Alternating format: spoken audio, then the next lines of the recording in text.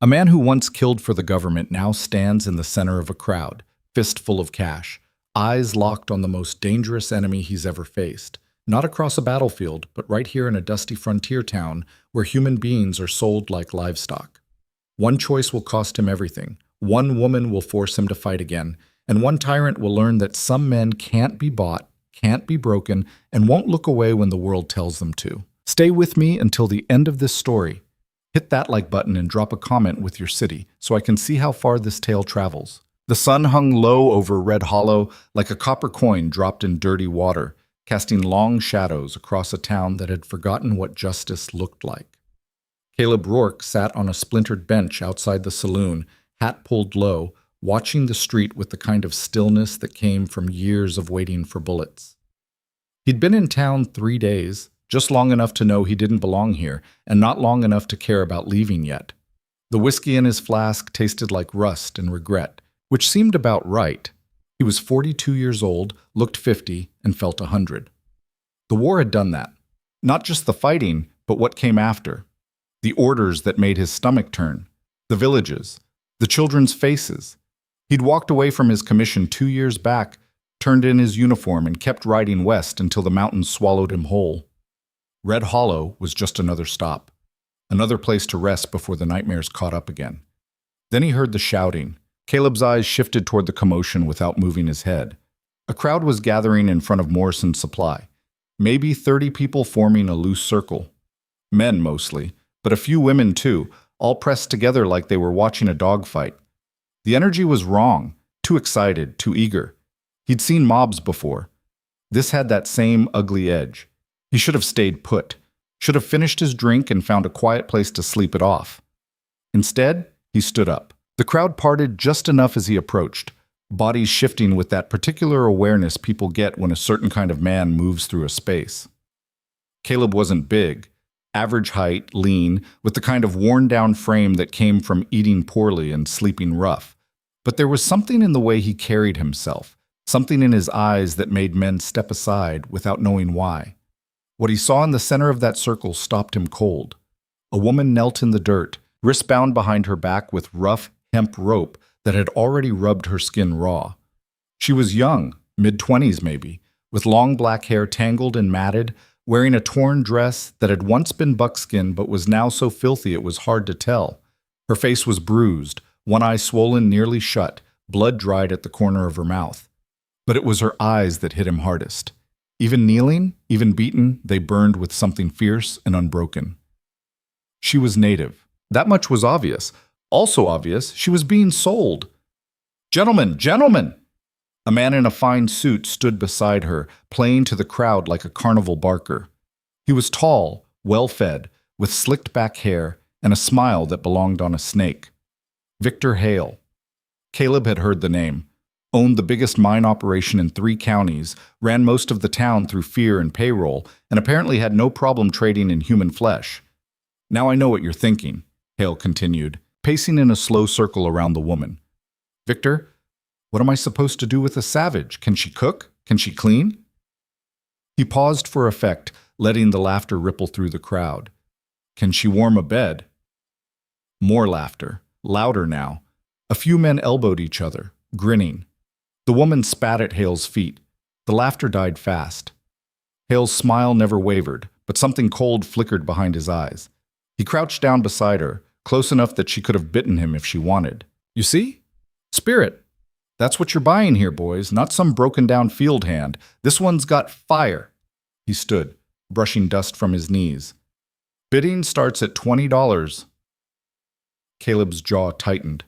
$20. The price of a decent horse. Less than a rifle. "25, someone shouted. 30. 35, and I'll take her tonight." The crowd roared with approval. Hale grinned wider, feeding off the energy like a preacher at a revival. The woman didn't flinch, didn't beg, just stared straight ahead with those burning eyes, like she was already somewhere else, somewhere they couldn't touch. Caleb knew that look. He'd worn it himself. His hand drifted to his belt, fingers brushing the leather pouch where he kept what was left of his savings. $43. Everything he had. He'd been planning to use it for supplies, maybe a train ticket further west when the time came. Enough to disappear properly. He opened his mouth, closed it. This wasn't his fight, wasn't his town. He'd learned the hard way that playing hero got people killed, usually the hero. $40. A fat man in a bowler hat, grinning like Christmas morning. Hale clapped his hands together. 40. Do I hear 45? Silence. The crowd shuffled, waiting. Going once. Caleb's fingers tightened on the pouch. Going twice. Every instinct he'd developed over 2 years of running told him to walk away. Mind his own business. Survive another day. But then the woman's eyes found his through the crowd, and something passed between them. Not hope, exactly, but recognition. Like she saw right through his weathered face and worn-out coat to the truth underneath. He was just as trapped as she was, just in a different kind of cage. $50, Caleb heard himself say. The crowd turned as one, faces swiveling to find the source of the voice. Caleb pushed through, stepping into the circle. Hale's eyes narrowed, sizing him up, dusty trail clothes, battered hat, a face that had seen too much sun and too little sleep. $50, Caleb repeated, pulling out his pouch and counting out the coins with steady hands. Cash money. Hale's smile shifted, became something sharper.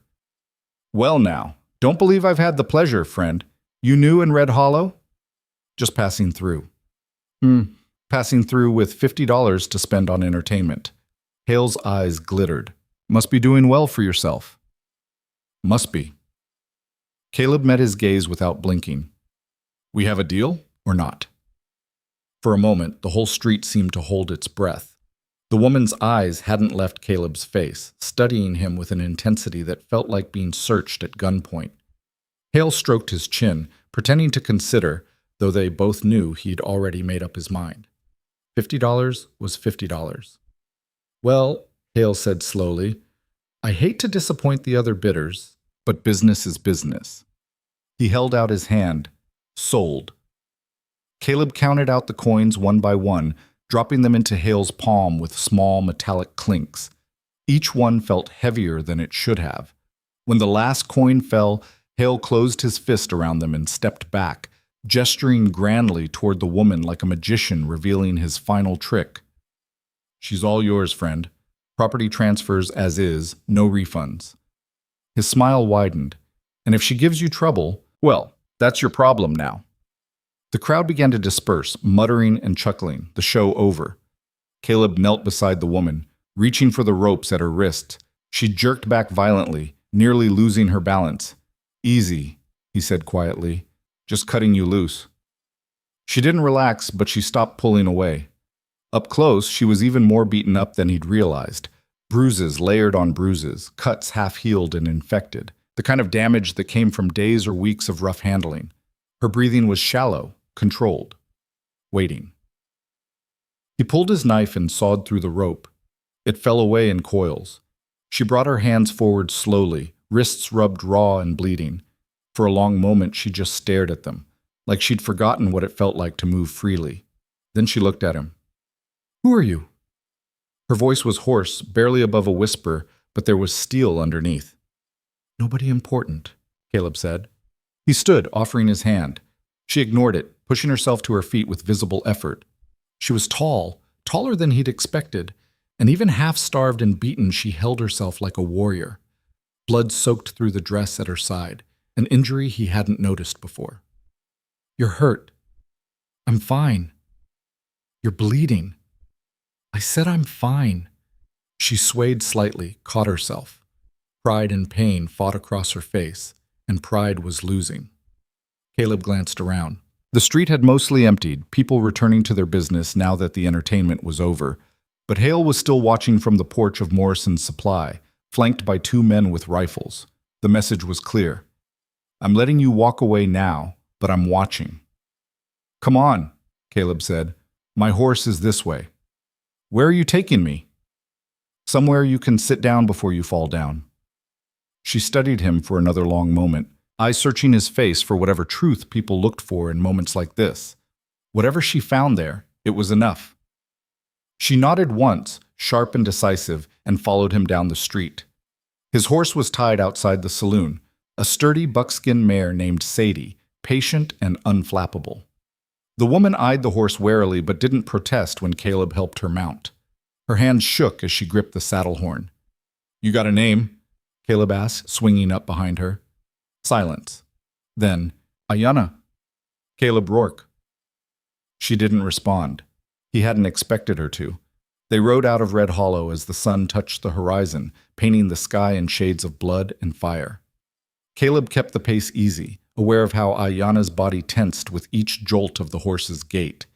She didn't complain, didn't make a sound, but he could feel the tremor running through her, shock and exhaustion catching up now that the immediate danger had passed.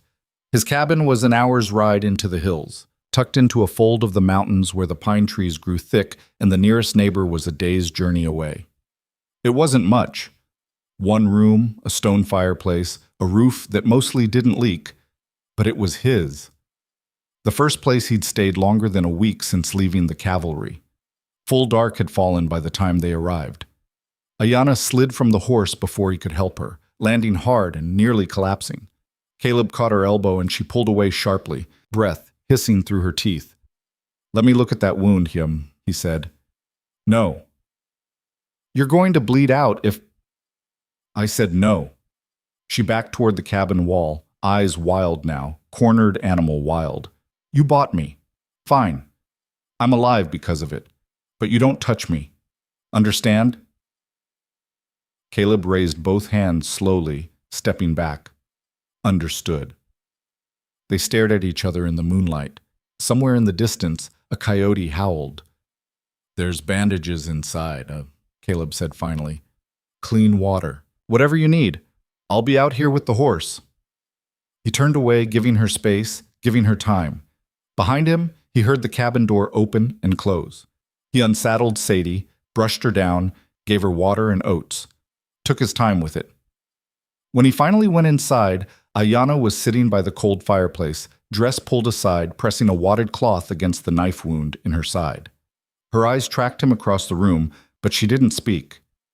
Caleb built up the fire, put water on to boil, set out what food he had. Dried meat, hardtack, some beans. Not much, but better than nothing. He worked in silence, letting the routine calm his own jangled nerves. What the hell had he just done? Spent his last dollar on a stranger in a town run by a man who clearly didn't like being challenged. Smart, Caleb. Real smart. But when he glanced at Ayanna, still holding pressure on that wound with hands that wouldn't stop shaking, he couldn't quite make himself regret it. "The water's hot," he said. "There's soap and clean rags on the shelf." "Why did you do it?"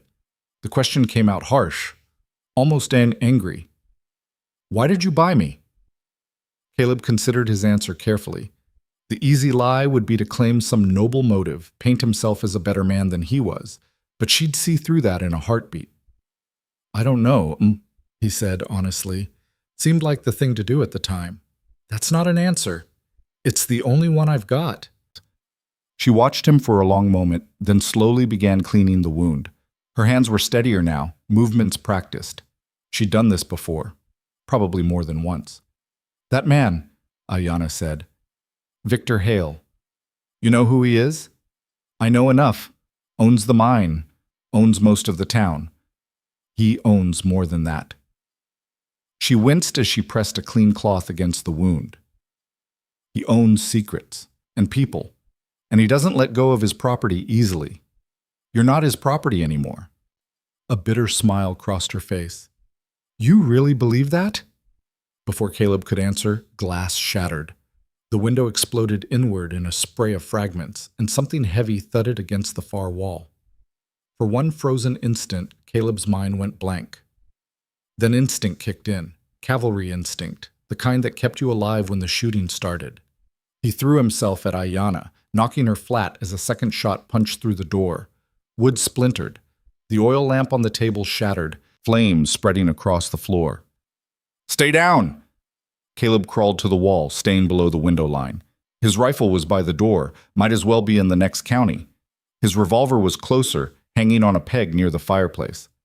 3 feet away. Miles. Another shot. This one took out what was left of the window. How many? Ayana's voice was steady despite the blood soaking through her dress. Don't know. At least 2, probably more. Hale's men. Yeah. So Caleb lunged for the revolver, grabbed it, rolled back. 6 shots. Maybe a dozen men outside. The math wasn't good. There's a back door. When I start shooting, you run. I'm not leaving you. You're hurt and unarmed and I've been fighting longer than you've been riding horses. She grabbed the fire poker, testing its weight. Back door, right. Where does it lead? Creek bed, trees, about 50 yards of open ground first. Perfect. Her smile was all teeth. We'll die together then. Caleb almost laughed. Would have if bullets weren't currently turning his cabin into kindling. You always this stubborn? You always this stupid? A voice called from outside, rough and mocking. Rourke! You in there? Mr. Hale wants a word. Caleb didn't answer. He was counting muzzle flashes, trying to map positions. 2 at the front, 1 by the big pine, 1 behind the water trough. At least 1 more around the side based on the angle of that last shot. Probably men at the back too, covering the escape route. He says you got something belongs to him, the voice continued. Says he'll pay double what you gave him. How's $100 sound? You can walk away rich, Rourke. All you gotta do is be smart. I'm fresh out of smart, Caleb muttered. Ayana shifted beside him, eyes bright in the firelight. The flames from the broken lamp were spreading, catching on the dry floorboards. Soon this whole place would be an oven. Listen to me, she said quietly. There's a canyon 3 miles north. Red rocks, shaped like a split tooth. My people, some of them, they camp there sometimes. If we can make it that far, if, she met his eyes. But I'd rather die running than die in a cage. Caleb thought about that. Thought about all the times he'd chosen the safe play, the smart play, the play that kept him alive another day. Thought about where it had gotten him, alone in a cabin in the middle of nowhere, haunted by ghosts and regrets, with nothing to show for 42 years of living except scars and nightmares. Mr. Rourke, the voice again. Running out of patience here. Then run out, Caleb called back. He looked at Ayana. 3 miles? 3 miles. Your people friendly? To me? Yes, to you? She shrugged. Probably not, but less likely to shoot you than these men. Good enough. He thumbed back the hammer on his revolver. On 3. 1. The front door exploded inward. 2 men rushed through, rifles raised. Caleb fired twice, fast, center mass. Both men went down hard. He was moving before they hit the floor, grabbing Ayana's arm and hauling her toward the back door as the night erupted in gunfire. They burst into the open air and ran. Bullets kicked up dirt at their heels. Ayana was fast despite the wound, faster than she had any right to be. Caleb fired behind them without looking, just buying seconds. The creek bed was ahead, dark and promising. 20 yards. 15. 10. Ayana stumbled. Caleb caught her, half-dragged her the last few feet, and they tumbled down the embankment together in a tangle of limbs and pain. Water soaked through his clothes, cold and shocking. Above them, boots pounded, men shouting. Where are they? Lost them in the dark. Spread out. They can't have gone far. Caleb and Ayana pressed flat against the creek bank, water flowing around them, breath ragged. The cold was already seeping into his bones. Ayana's face was pale, lips tinged blue. The wound at her side was bleeding again, fresh blood mixing with creek water. Can you walk? He whispered. Can you shut up? He almost smiled. Almost. They waited. Minutes passed like hours. Eventually the voices faded, moving away down the creek. Caleb counted to 100, then 100 more. When he was reasonably sure they weren't about to get their heads blown off, he touched Ayana's shoulder. We need to move. You're freezing. So are you. I'm not bleeding. Fair point.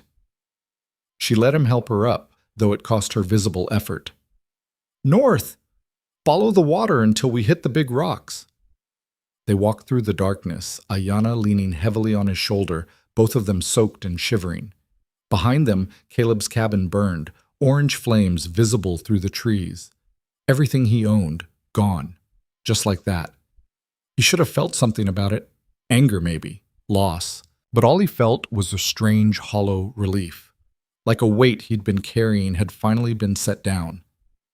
"You know," Ayanna said, voice tight with pain, "most men who buy women in Red Hollow don't end up burning their homes down the same night.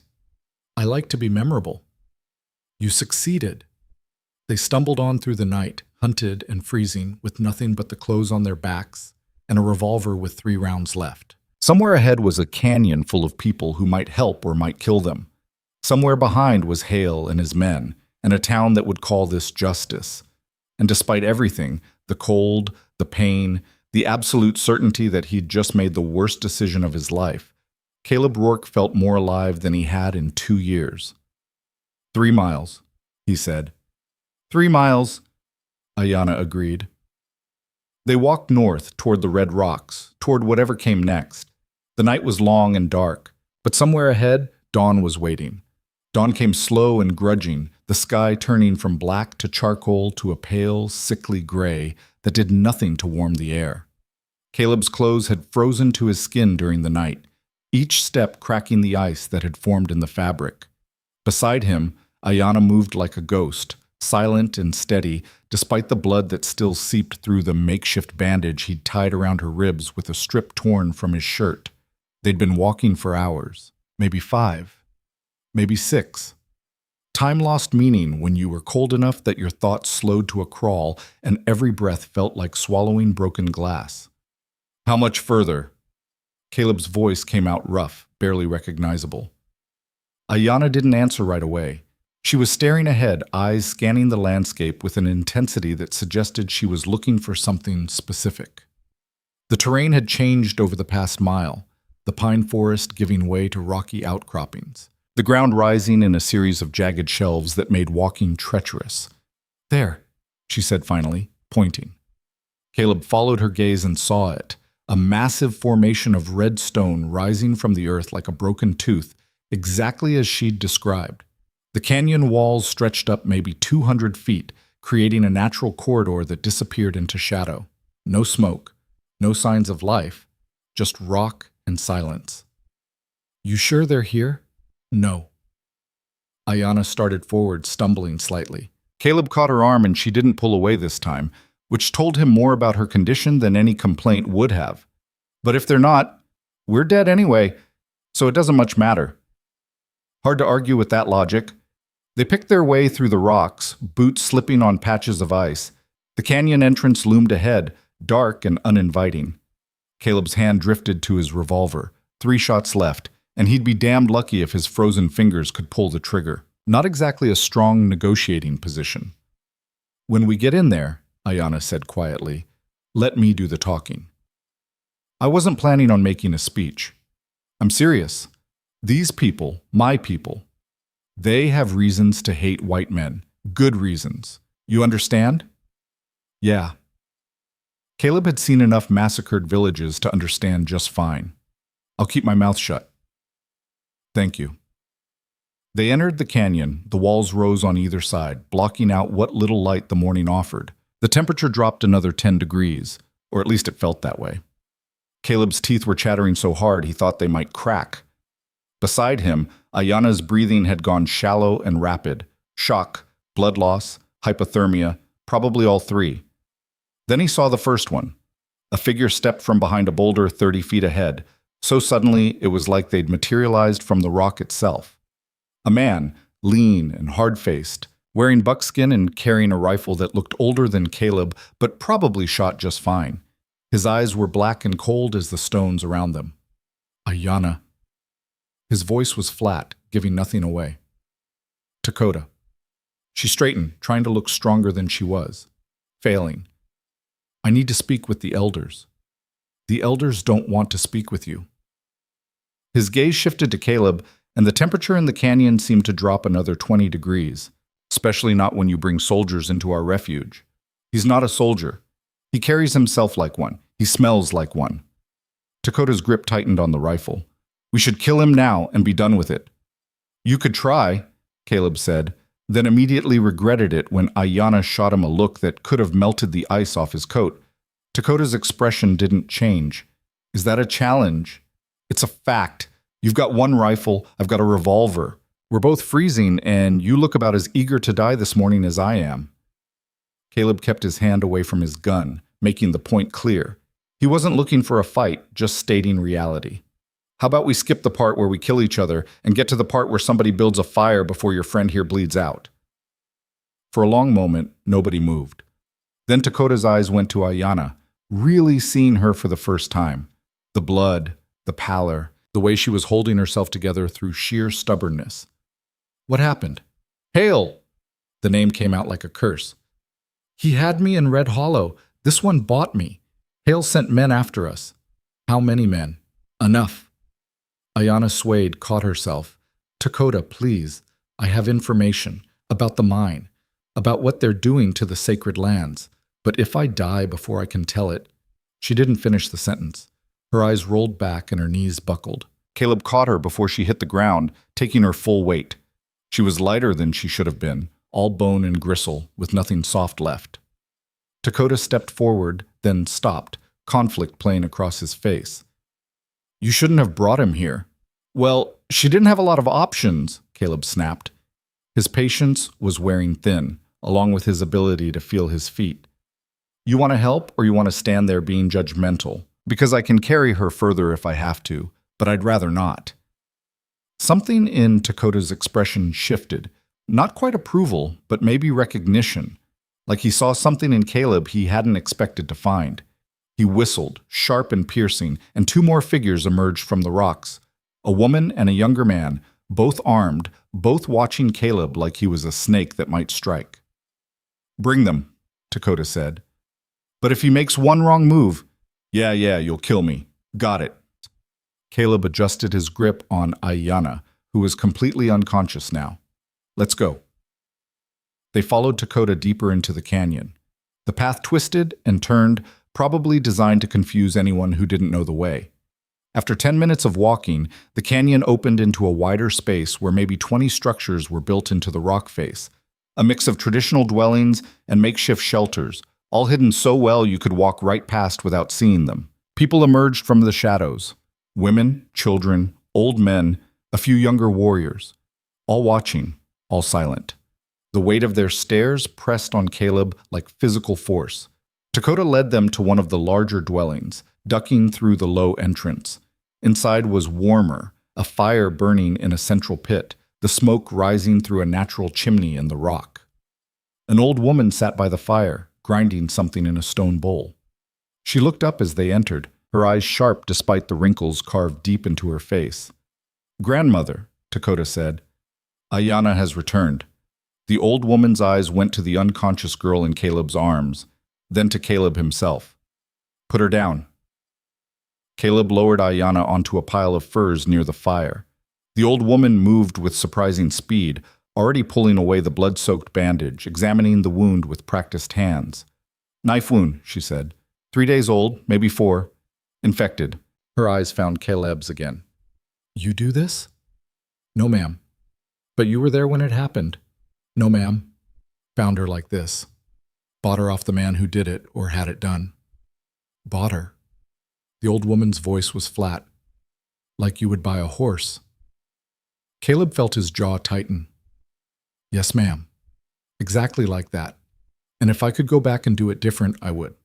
But I can't, so here we are. The old woman stared at him for a long moment, then returned her attention to Ayana. Dakota, bring me water, clean cloth, the medicine pouch with the red beads. She glanced at Caleb. You, sit down before you fall down. You're no use to anyone dead. Caleb wanted to argue, but his legs made the decision for him.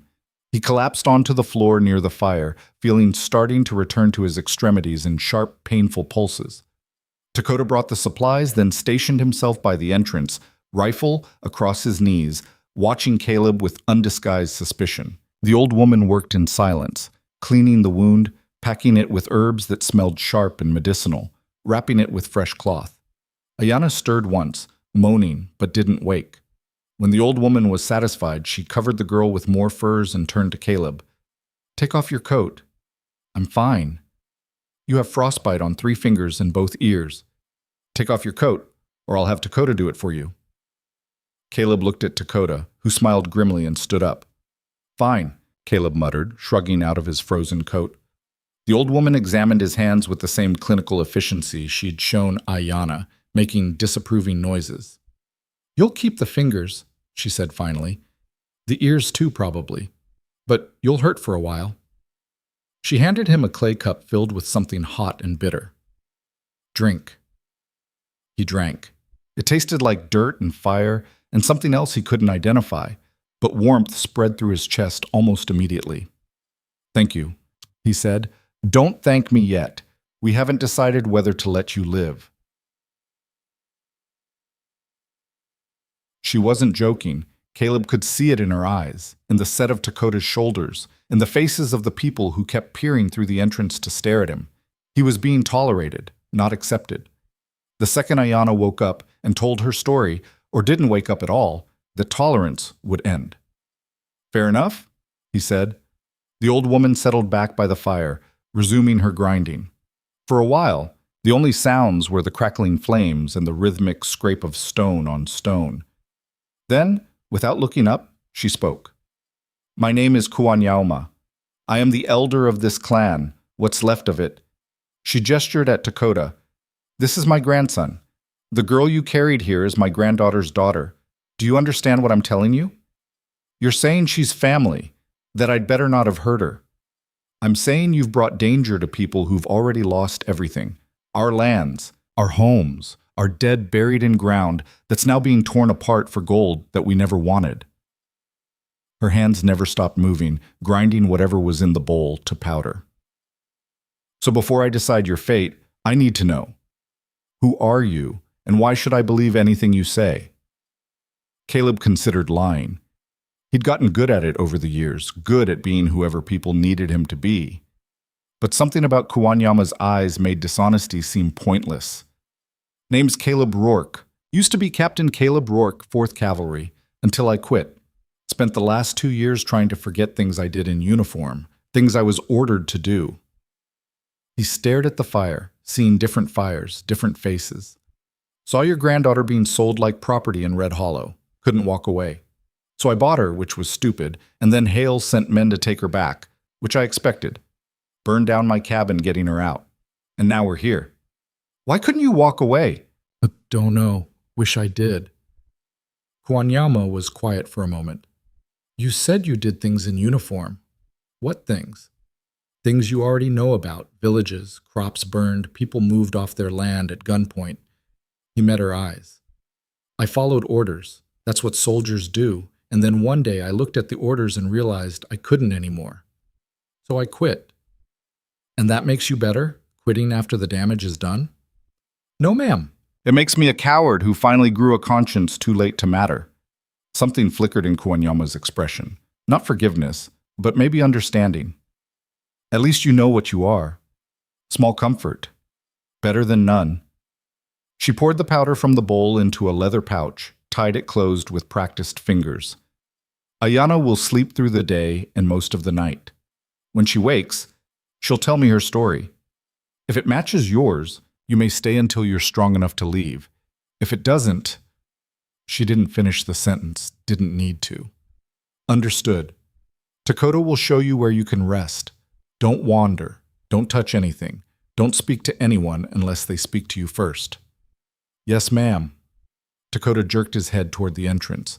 Caleb stood, every muscle screaming, and followed him out into the canyon.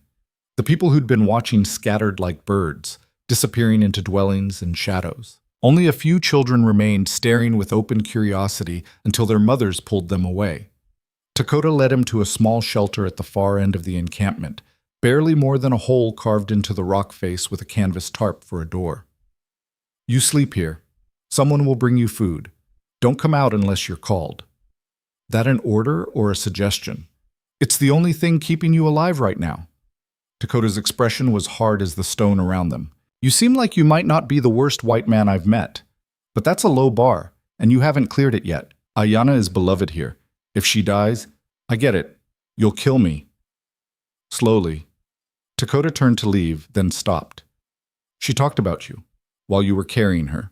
Delirious, fevered, but she talked. Caleb waited. She said you could have run.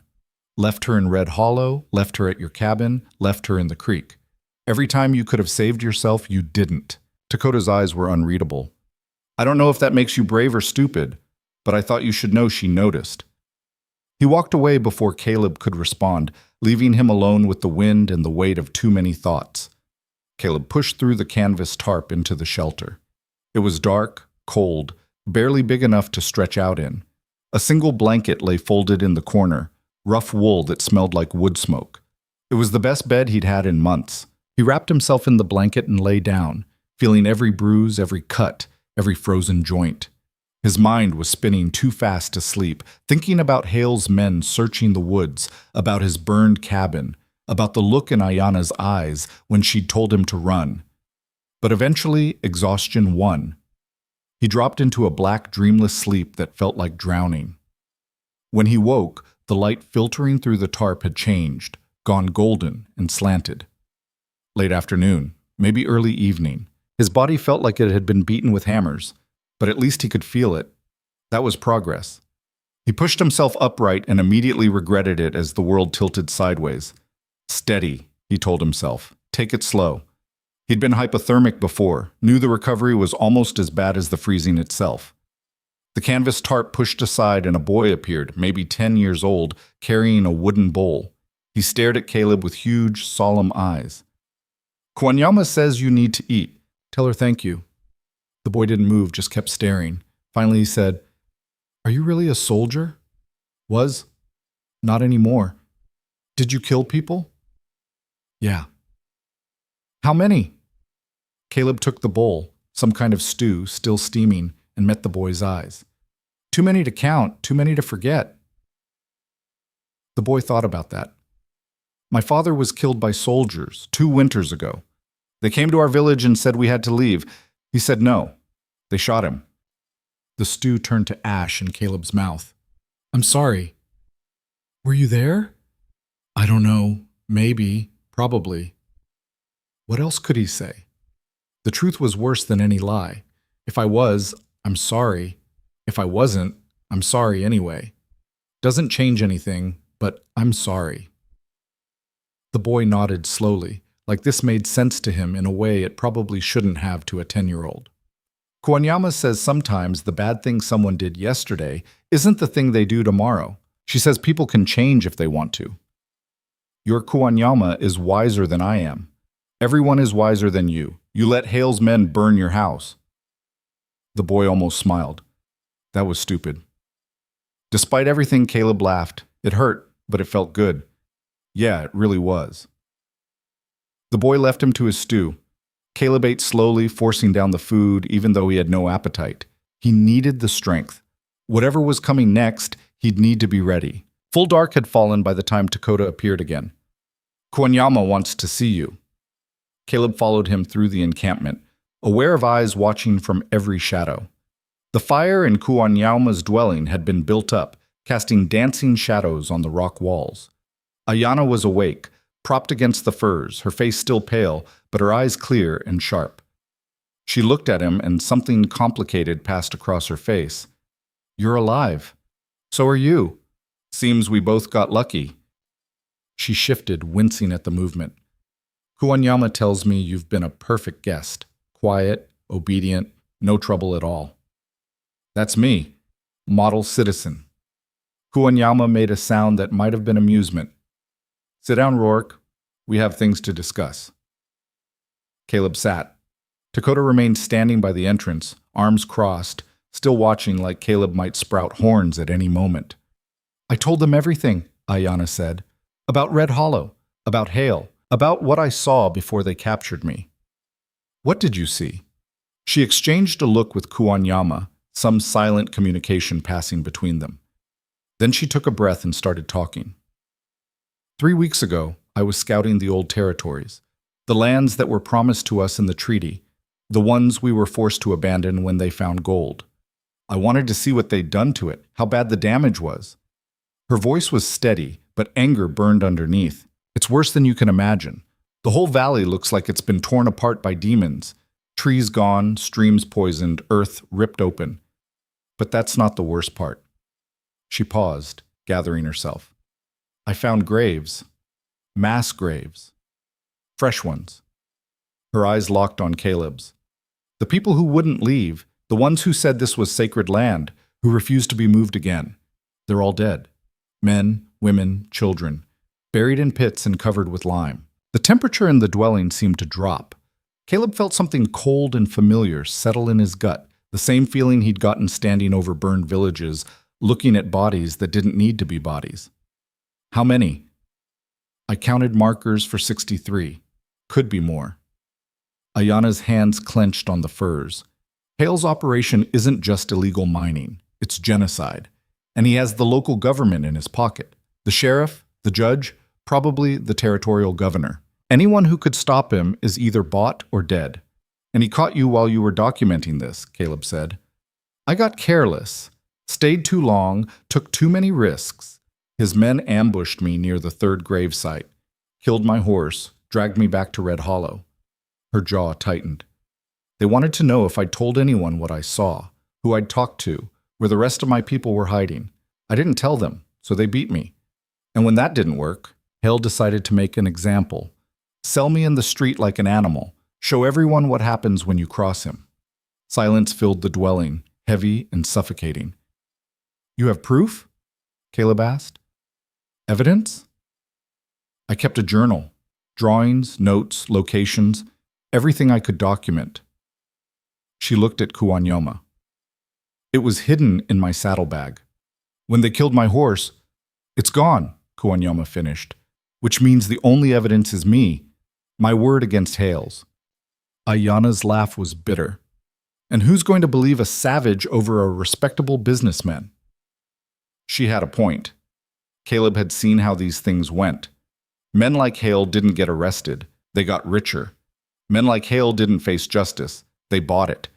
But sometimes, not often, but sometimes, they made mistakes. What if we could get more evidence? Caleb said slowly. Not just your word. Physical proof. Documents, maybe.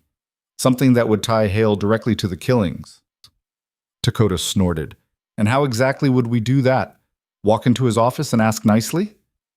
Actually, Caleb's mind was turning now, falling back into old patterns. Tactical planning, asset assessment, risk calculation. That's not the worst idea. Everyone stared at him. You've lost your mind, Ayana said flatly. Probably, but hear me out. He leaned forward, warming to the idea. Hale thinks I'm dead or running. He thinks you're dead or captured. He's won, as far as he knows, which means he's not worried about covering his tracks right now. His office in Red Hollow, there have to be records there. Ledgers, correspondence, something that proves what he's doing. Even if that's true, Kiyu, Kuanyama said, you'd never get in. The building is guarded. The whole town works for him. Not the whole town, just most of it. Caleb thought about the people he'd seen in Red Hollow, the shopkeepers, the farmers, the ordinary folks who kept their heads down and tried to survive. There are always people who hate the tyrant. They're just too scared to say it out loud. You're talking about starting a war, Dakota said. No, I'm talking about ending one. Hale's been waging war on your people for years. All I'm suggesting is we hit back. Smart, surgical. Get the evidence, get it to someone who matters. A federal marshal, a territorial judge who isn't bought, a newspaper back east. Make it impossible to ignore. And then what? Ayana's voice was sharp. Even if we expose him, even if we prove everything, you think that saves us? You think the government will suddenly care about dead natives and stolen land? No, Caleb said honestly. But it might save the ones who aren't dead yet. And it might put Hale in a noose, which wouldn't fix anything but would feel pretty good. Ayana stared at him for a long moment, then started laughing. It was a hard, painful sound, but genuine.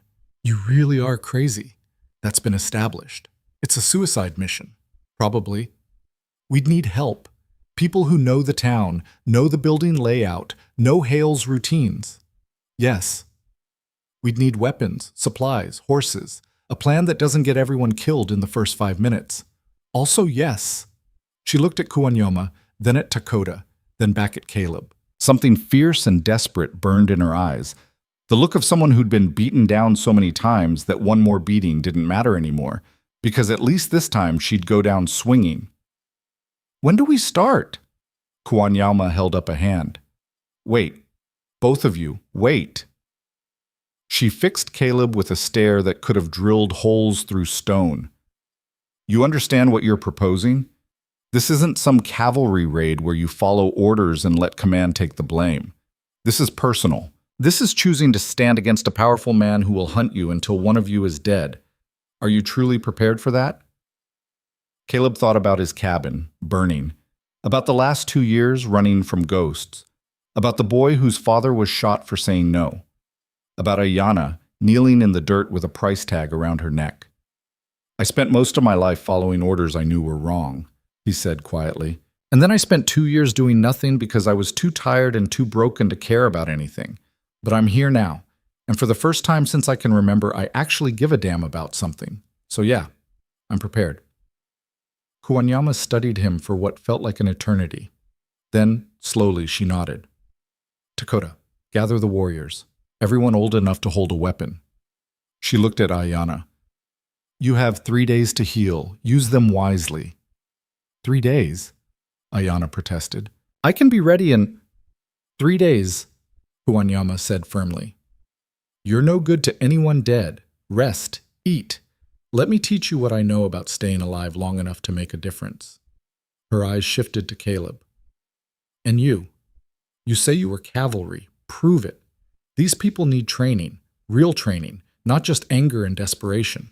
"Yes, ma'am." "And Rourke?" She waited until he met her eyes. "If you get my granddaughter's daughter killed, I will personally ensure you suffer for it. Clear? Crystal." She waved them out. Caleb and Ayana left together, stepping into the cold night air. The stars were out, hard and bright against the black sky. Somewhere in the distance, a night bird called. "You meant that," Ayana said, "about giving a damn. Surprised me too. You know we're probably going to die, right?" "Yeah." "Good, just making sure we're on the same page." She started toward her dwelling, then stopped. "Rourke?" "Yeah?" "Thank you for buying me, for not leaving me, for being stupid enough to think we can actually win this." She smiled, and it transformed her face, made her look young and fierce and absolutely terrifying. "I'm glad you're crazy." "Me too," Caleb said. She disappeared into the shadows, leaving him alone with the stars and the night and the growing certainty that he'd just committed to the most dangerous thing he'd ever done. And the strange part was, he wasn't sorry. 3 days. They had 3 days to turn a handful of survivors into something that could fight back. 3 days to plan an assault on a man who owned a town. 3 days to find proof of crimes that powerful people wanted buried. 3 days to make a difference, or die trying. Caleb looked up at the stars and allowed himself one small, grim smile. He'd had worse odds before. The first day, Caleb woke to find Dakota standing over him with a rifle pointed at his chest. "Get up," Dakota said. "If you're going to train warriors, I need to know you can still fight." Caleb blinked sleep from his eyes, his body protesting every movement. "What time is it?" "Early enough that nobody will see me kill you if you're lying about your skills." Comforting. Caleb pushed himself up, joints cracking. Outside the shelter, the sky was still dark, stars fading into pre-dawn gray. "What did you have in mind?" Dakota tossed him a knife. "Show me what cavalry taught you about close quarters." They moved to a flat section of the canyon floor, away from the dwellings. The ground was hard-packed dirt and stone, treacherous in the dim light. Caleb tested the knife's weight, found it balanced well enough. Dakota drew his own blade, a wicked-looking thing with a bone handle. "First blood?" Caleb asked. "First yield." Dakota's smile was sharp. "Unless you'd prefer otherwise." They circled each other, both moving carefully. Dakota was younger, faster, angrier. Caleb was older, tired, carrying injuries from the creek and the cold. Not a fair fight, which was probably the point. Dakota wanted to see how he handled unfair. Dakota struck first, A quick slash aimed at Caleb's ribs. Caleb twisted away, barely, feeling the blade whisper past his shirt. He countered with a low thrust that Dakota knocked aside easily. They separated, circled again. "You're slow," Dakota said. "You're impatient." Dakota came in hard, a combination of strikes that forced Caleb backward. The younger man was good, better than good, moving with the kind of fluid precision that came from a lifetime of practice. Caleb blocked, dodged, gave ground, waiting for the opening. It came when Dakota overextended on a high slash. Caleb dropped under it, swept Dakota's lead leg, and put him on his back. Before Dakota could recover, Caleb had the knife at his throat. "Yield," Caleb said, breathing hard. Dakota stared up at him, fury and something else, maybe respect, flickering in his eyes. "I yield." Caleb stepped back, offering a hand. After a moment's hesitation, Dakota took it, letting himself be pulled upright. He sheathed his knife, studying Caleb with new intensity. "You fought dirty. I fought smart. There's a difference." Caleb returned the borrowed knife. Dirty is using tricks to win when you don't need them. Smart is doing whatever it takes to stay alive when the other guy wants you dead. Your people are going to be outnumbered, outgunned, and fighting men who won't hesitate to kill them. Dirty is the only way they survive. Dakota absorbed this, then nodded slowly. "Show me." So Caleb showed him. For the next 3 hours, as the sun climbed and the canyon warmed, he ran Dakota through every underhanded, brutal, unfair technique he'd learned in 20 years of warfare. How to use terrain as a weapon. How to strike from shadow and disappear before retaliation came. How to make noise in one direction while attacking from another. How to kill quickly and quietly, because sometimes that was the only mercy you could offer. By the time they finished, both men were soaked in sweat despite the cold. Dakota's earlier hostility had shifted into something harder to define. Not quite friendship, but working respect. "The others need to see this," Dakota said. "All of it." "Then gather them." Word spread fast through the small encampment. By midday, Caleb had 15 people assembled in a sheltered area of the canyon, men and women ranging from teenagers to grizzled veterans who'd survived more winters than Caleb had years, all of them armed with a mix of rifles, bows, knives, and improvised weapons, all of them watching him with varying degrees of suspicion. Ayana was there too, against Kuwanyama's explicit orders, sitting on a rock with her side bandaged and her eyes sharp as broken glass. "Most of you hate me," Caleb started without preamble. "That's fine. I'd hate me too. But we don't have time for hate right now, and we don't have time for trust. What we have is 3 days to get ready for a fight that'll probably kill us all. So here's how this works. You do exactly what I say, when I say it, or you leave. Questions?" A woman in the back raised her hand. She was maybe 30, hard-faced, with a scar running from her temple to her jaw.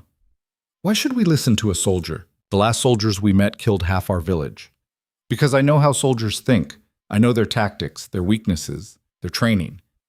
And I know that Hale's men aren't real soldiers. They're hired guns, thugs with weapons who've never faced anyone who fights back smart." Caleb met her eyes. "You want revenge? Learn from me. You want justice? Learn from me. You want to die pointlessly? Keep doing things the way you've been doing them." The woman stared at him for a long moment, then sat back down. "Good. We'll start with formations." He worked them hard, not just teaching techniques, but breaking bad habits, the kind that got people killed. Most of them were natural fighters, born from necessity, but they fought alone, each person an island. Caleb needed them working as a unit, covering each other, moving like a single organism with many parts. It was brutal work. People made mistakes, got frustrated, snapped at each other. Twice, Caleb had to separate fighters before they came to blows. But slowly, grudgingly, they started to improve, started to move together, started to look less like desperate refugees and more like something dangerous. Ayana watched it all from her rock, offering occasional comments that were always sharp and usually right. Around mid-afternoon, she called out, "You're babying them." Caleb paused in the middle of demonstrating a flanking maneuver. "Excuse me? You heard me. You're going easy because you think they're fragile." She pushed herself up, wincing. These people have survived things that would break you twice over. Stop treating them like recruits and start treating them like warriors. You should be resting. I'll rest when I'm dead. She limped into the training area, addressing the assembled fighters. He's right about one thing, we need to work together, but he's wrong about going easy. Hale's men won't pull their punches. They'll shoot to kill, and they'll laugh while doing it. Her eyes swept the group. So from now on, we train like we're already dying. Every mistake costs a life. Every hesitation gets someone killed. Anyone not ready for that can leave now. Nobody moved. Then let's actually fight. What followed was the most vicious training session Caleb had ever witnessed. Ayanna drove them relentlessly, pushing past exhaustion into something primal and fierce. She paired them off, had them fight at full speed with dulled weapons, no holding back. When someone went down, she made them get back up. When someone complained, she told them to save it for their funeral. And the thing was, it worked. By sunset, the group had transformed. They moved with purpose now, with coordination, with the kind of deadly intent that came from knowing exactly what they were fighting for. Better, Caleb said when they finally stopped. Still not good enough, Ayanna replied, but she was smiling. Then she swayed and Caleb caught her before she fell. That's it, you're done for today. I'm fine. You're bleeding through your bandage and you can barely stand. If Kuanyama sees you like this, she'll kill both of us. He guided her back toward her dwelling, feeling her lean heavily on him despite her protests. You can be stubborn tomorrow. I'm stubborn every day. I've noticed. He got her settled back in Kuanyama's dwelling, where the old woman took one look at the fresh blood and launched into a tirade in her own language that needed no translation. Ayanna endured it silently, jaw set, while Kuanyama changed the bandages with rough efficiency. You have the good sense of a rock, Kuanyama said when she switched back to English. Both of you, running around like children when there's actual work to be done. We're preparing to fight, Ayanna protested. You're preparing to die if you tear this wound open any worse. 3 days, I said. 3 days to heal. That means healing, not playing warrior. She jabbed a finger at Caleb. And you're supposed to be the one with military training. Didn't they teach you not to let wounded soldiers fight? They also taught me not to argue with angry women, ma'am. Kuanyama's glare could have melted iron, but something that might have been amusement flickered behind it. Get out. Both of you make my head hurt. Outside, the stars were coming out again, sharp and cold. Caleb walked Ayanna to her dwelling, neither of them speaking. At her entrance, she stopped. Thank you, she said quietly, for not undermining me in front of the others. You weren't wrong. I was going easy on them. I know, but most men wouldn't have admitted that, especially not in front of people who already don't trust them. She studied his face in the starlight. You're not what I expected. What did you expect? Another soldier, another man who sees what he wants to see and ignores the rest. She shrugged carefully. But you actually look. You actually listen. That's rare. Seems like the minimum requirement for being human. You'd be surprised how many people don't meet it. She turned to go inside, then paused. The plan you mentioned, getting evidence from Hale's office. You really think we can pull it off? Honestly, I have no idea, but I've been thinking about it, and I might have something. Så säger det mesta. Tell me. So he told her what had been forming in his mind since the previous night. Not a perfect plan. There was no such thing, but something that might work if they got lucky and Hale stayed arrogant. Ayanna listened without interrupting, her expression growing thoughtful. That could work, she said when he finished, or it could get us all killed. Probably both. When do we tell the others? Tomorrow, after another day of training, once they're ready to hear it without panicking. You think they'll panic? I think they're smart enough to know how dangerous this is. But panic won't help anyone, so we wait until they're confident enough to be scared and still fight anyway. Ayanna nodded slowly. You know, for a man who claims to be running from his past, you're pretty good at leading people into danger. Old habits, Caleb said. Hard to break. He left her there and made his way back to his own shelter, bone-tired and aching in places he'd forgotten existed.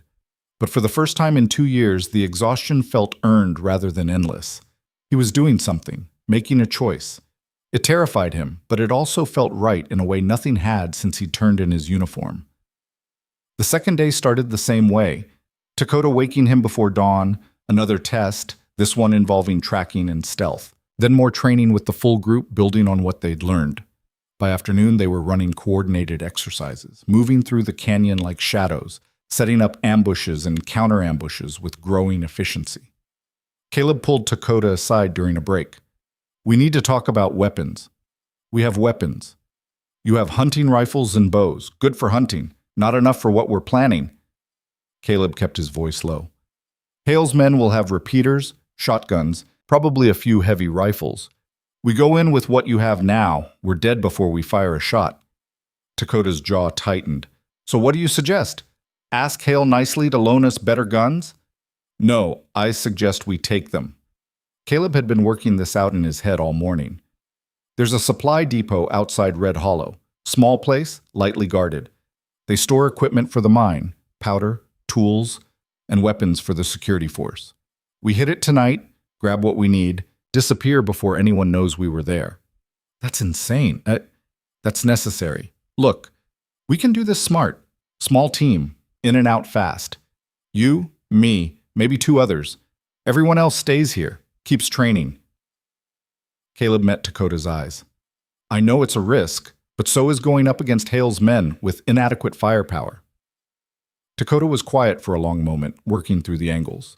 Finally he said, "I'll need to ask Huanyama." "Ask her, but make it fast. We move tonight or not at all." Huanyama's response was exactly what Caleb expected.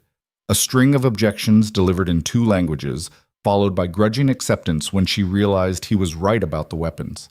She insisted on choosing the team herself. Dakota, the scarred woman named Mika who challenged Caleb on the first day, and a young man called Neshoba, who moved like smoke and never seemed to make a sound. "Ayana stays here," Huanyama said firmly when Ayana tried to volunteer. "Don't even argue." For once, Ayana didn't. She looked like she wanted to, but the pain and exhaustion won out. She settled for pulling Caleb aside before they left. "Don't die stupidly," she said. "I'll try to die smart if it comes to that. Not funny." Her hand gripped his arm, surprisingly strong. "I mean it, Rourke. We need you. This whole thing falls apart without someone who knows how to fight soldiers. You're assuming I know what I'm doing. You got us this far." Her eyes were serious. "Just come back, all right? I don't want to explain to Huanyama that I let you get killed before we even reached Hale." "I'll do my best." They left as the sun set, 4 shadows slipping out of the canyon and into the darkening wilderness. Neshoba led the way, following paths that seemed to exist only in his head, never hesitating even when the terrain became treacherous. Dakota and Mika flanked, weapons ready, eyes scanning. Caleb brought up the rear, old instincts kicking in, watching their back trail for any sign of pursuit. The depot was exactly where Caleb remembered it from his scouting of Red Hollow, a squat wooden building with a corrugated metal roof sitting at the end of a dirt road about 2 miles from town. A single guard stood outside, smoking a cigarette and looking bored. They observed from a distance, hidden in the scrub. Caleb counted windows, doors, sight lines. 1 guard outside, probably 1 or 2 more inside. Routine patrol, no sense of urgency. They had no idea anyone was coming. "How do you want to do this?" Dakota whispered. "Quiet. Neshoba, you're the fastest. Can you take the outside guard without noise?" Neshoba nodded once. "Good. When he's down, Mika and I go through the front. Dakota, you cover the back in case anyone runs. We subdue anyone inside, grab rifles and ammunition, get out. 5 minutes, start to finish." "And if something goes wrong?" Mika asked. "Then we improvise and try not to die." Caleb looked at each of them. "Everyone clear?" They nodded. "Then let's move." Neshoba disappeared into the darkness like he'd never been there. Caleb counted to 30, watching the guard. The man finished his cigarette, flicked it away, reached for another. Then Neshoba materialized behind him, one hand clamping over the guard's mouth, the other bringing a rock down hard on his skull. The guard dropped without a sound. Caleb and Mika moved. They crossed the open ground fast and low, reaching the door as Neshoba dragged the unconscious guard into the shadows. Caleb tested the handle. Unlocked, because why would they lock it out here in the middle of nowhere, and pushed it open. Two men inside, both sitting at a makeshift table playing cards. They looked up in surprise as Caleb and Mika burst through. One reached for a rifle leaning against the wall. Mika was faster, slamming into him and driving him to the ground. Caleb leveled his revolver at the second man. "Don't," Caleb said quietly. The man froze, hands half raised. "Smart." Caleb gestured with the gun. "Face down on the floor, hands behind your head. Now." The man complied. Mika had her target pinned, one knee on his back, knife at his throat. "This one's secure." "Good. Tie them both." Caleb scanned the room while Mika worked. The depot was larger inside than it looked. Shelves stacked with supplies, rope, tools, blasting powder, and yes, weapons.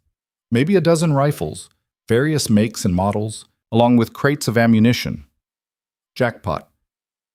Dakota appeared in the back door. "Clear outside. We alone?" "For now. Help me with these rifles." They worked fast, grabbing weapons and ammunition, loading everything into canvas sacks they found on the shelves. Caleb selected carefully, repeating rifles when possible, good condition, reliable mechanisms. Nothing fancy, but solid working firearms that would give them a fighting chance.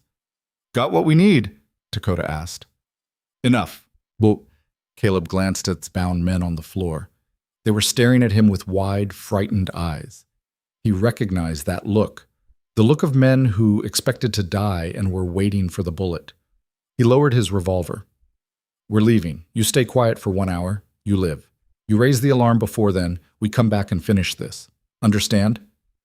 Both men nodded frantically. "Good." Caleb backed toward the door, keeping them covered. "Mika, Neshoba, let's move." They slipped back into the night, loaded down with weapons and ammunition, moving fast away from the depot.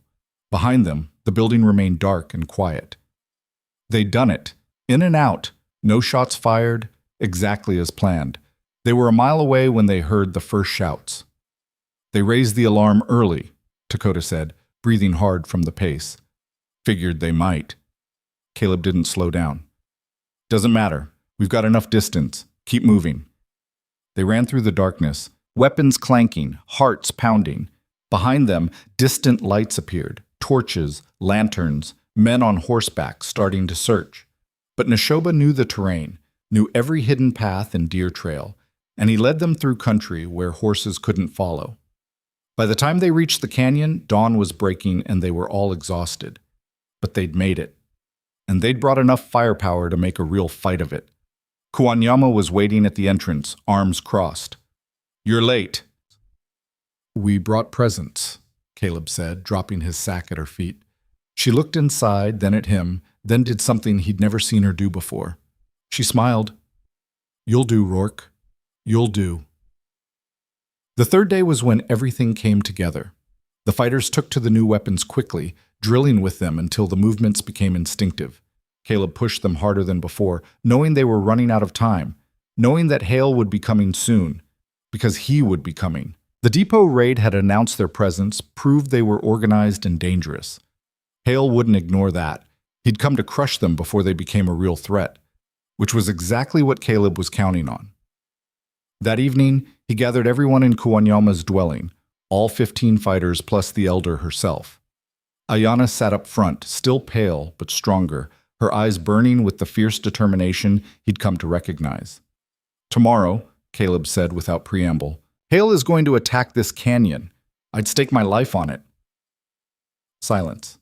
Then Dakota asked, "How do you know?" "Because we hit his supply depot. Because we've proven we're not just running and hiding anymore. Because he's been winning so long he's gotten arrogant, and arrogant men don't wait for threats to grow. They crush them immediately." Caleb looked around at the assembled faces. "So we let him come, and we make sure he regrets it." "You want to fight him here?" Mika said. "In our home? No, I want to fight him here, in the place you know better than anyone alive, in the terrain that favors small, mobile forces over large, heavily armed ones, In the canyon that has 100 hiding places and exactly one way in.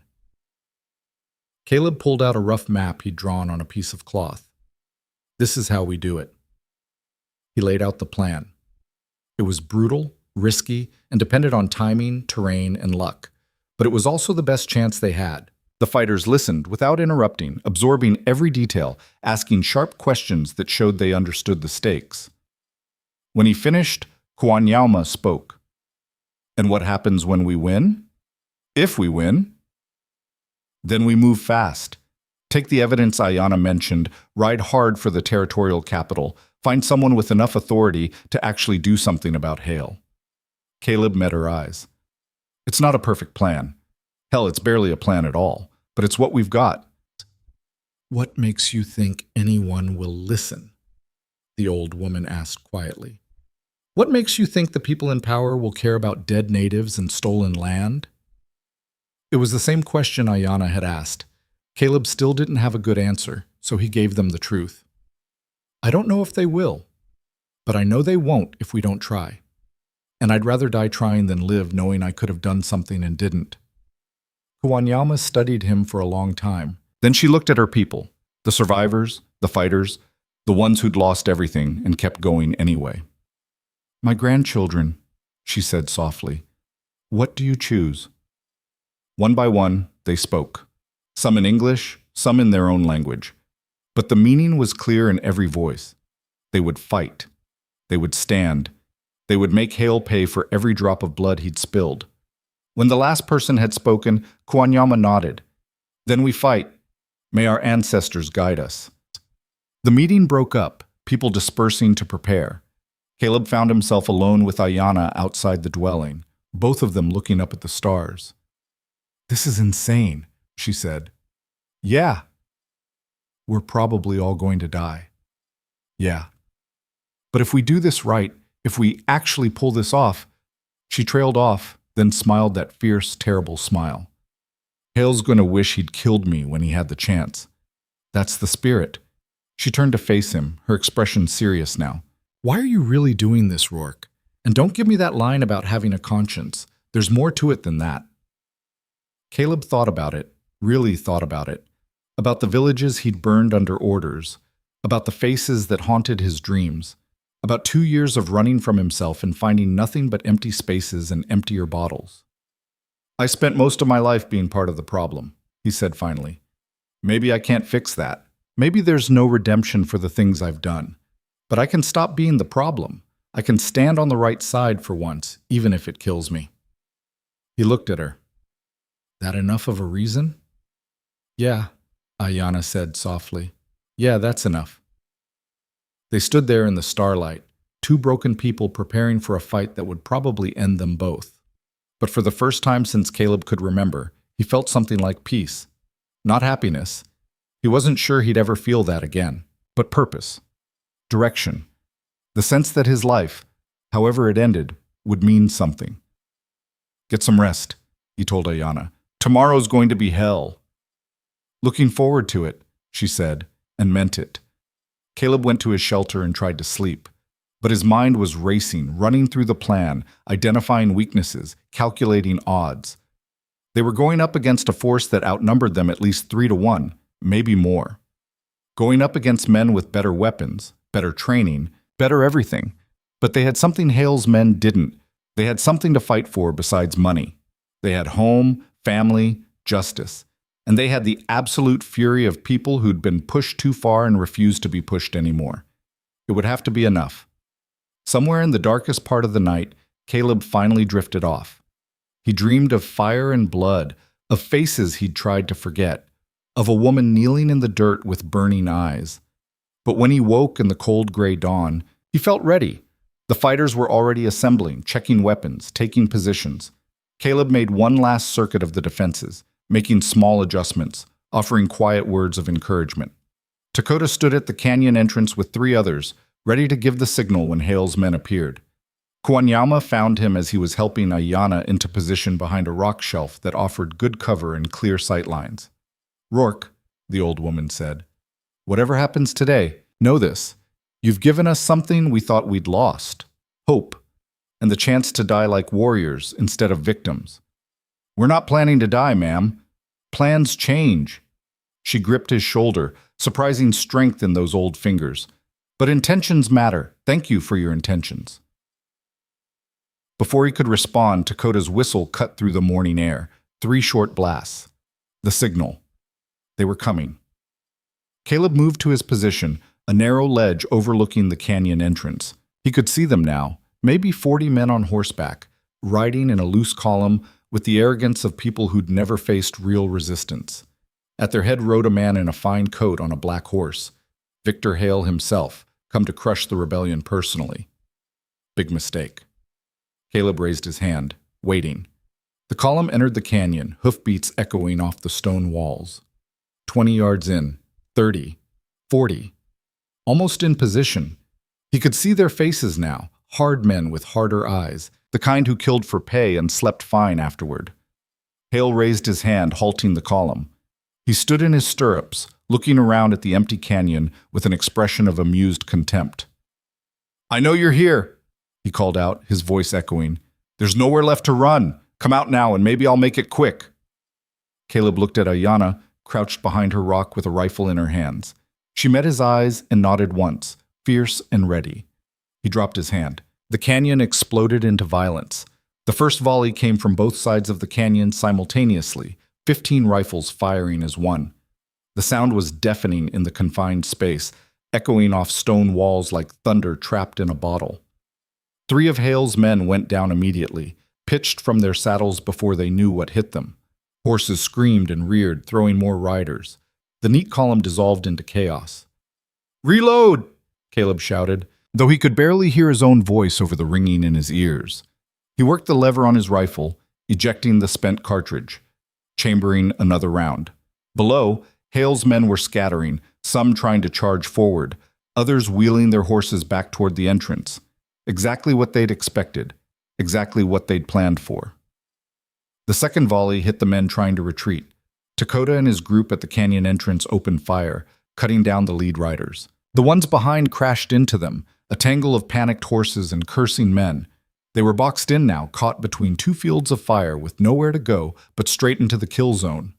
"Hold!" Caleb called. His fighters stopped shooting, waiting. Let Hale's men think. Let them believe they had a moment to organize. Let them make the next mistake. Hale was screaming orders, trying to rally his men. Even in chaos, Caleb had to admire his composure. Most men would have broken already, but Hale was a different breed of bastard. He'd dismounted, taken cover behind a dead horse, and was directing fire with sharp, precise commands.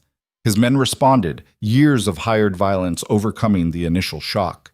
They started shooting back, bullets whining off the rocks, forcing Caleb's fighters to keep their heads down.